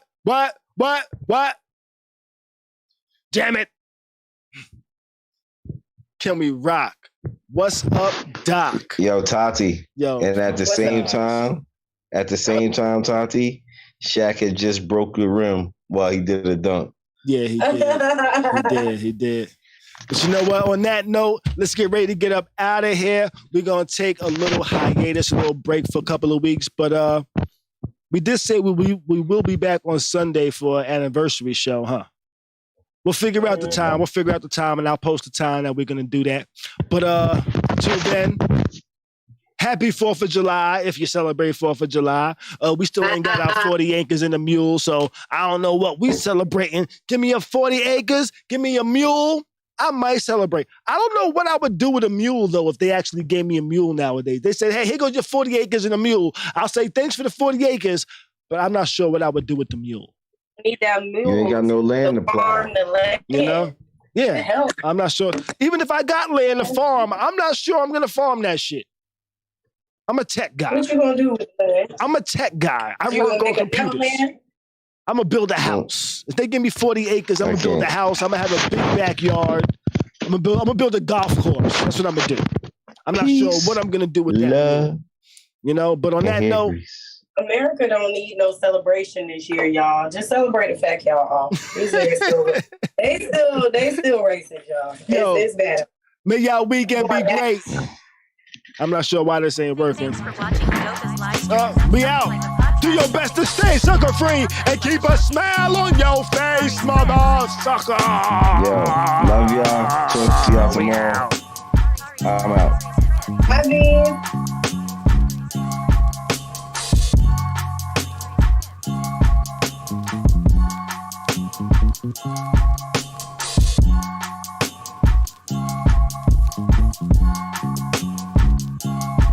Khary's crib.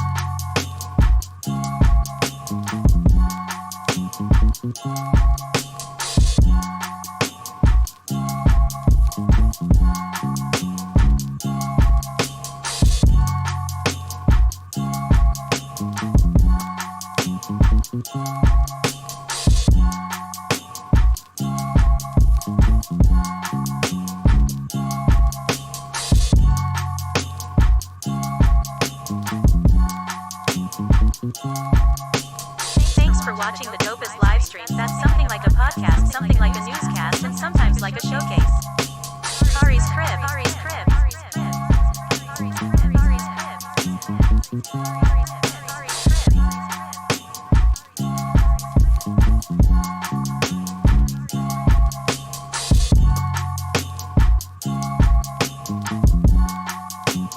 watching the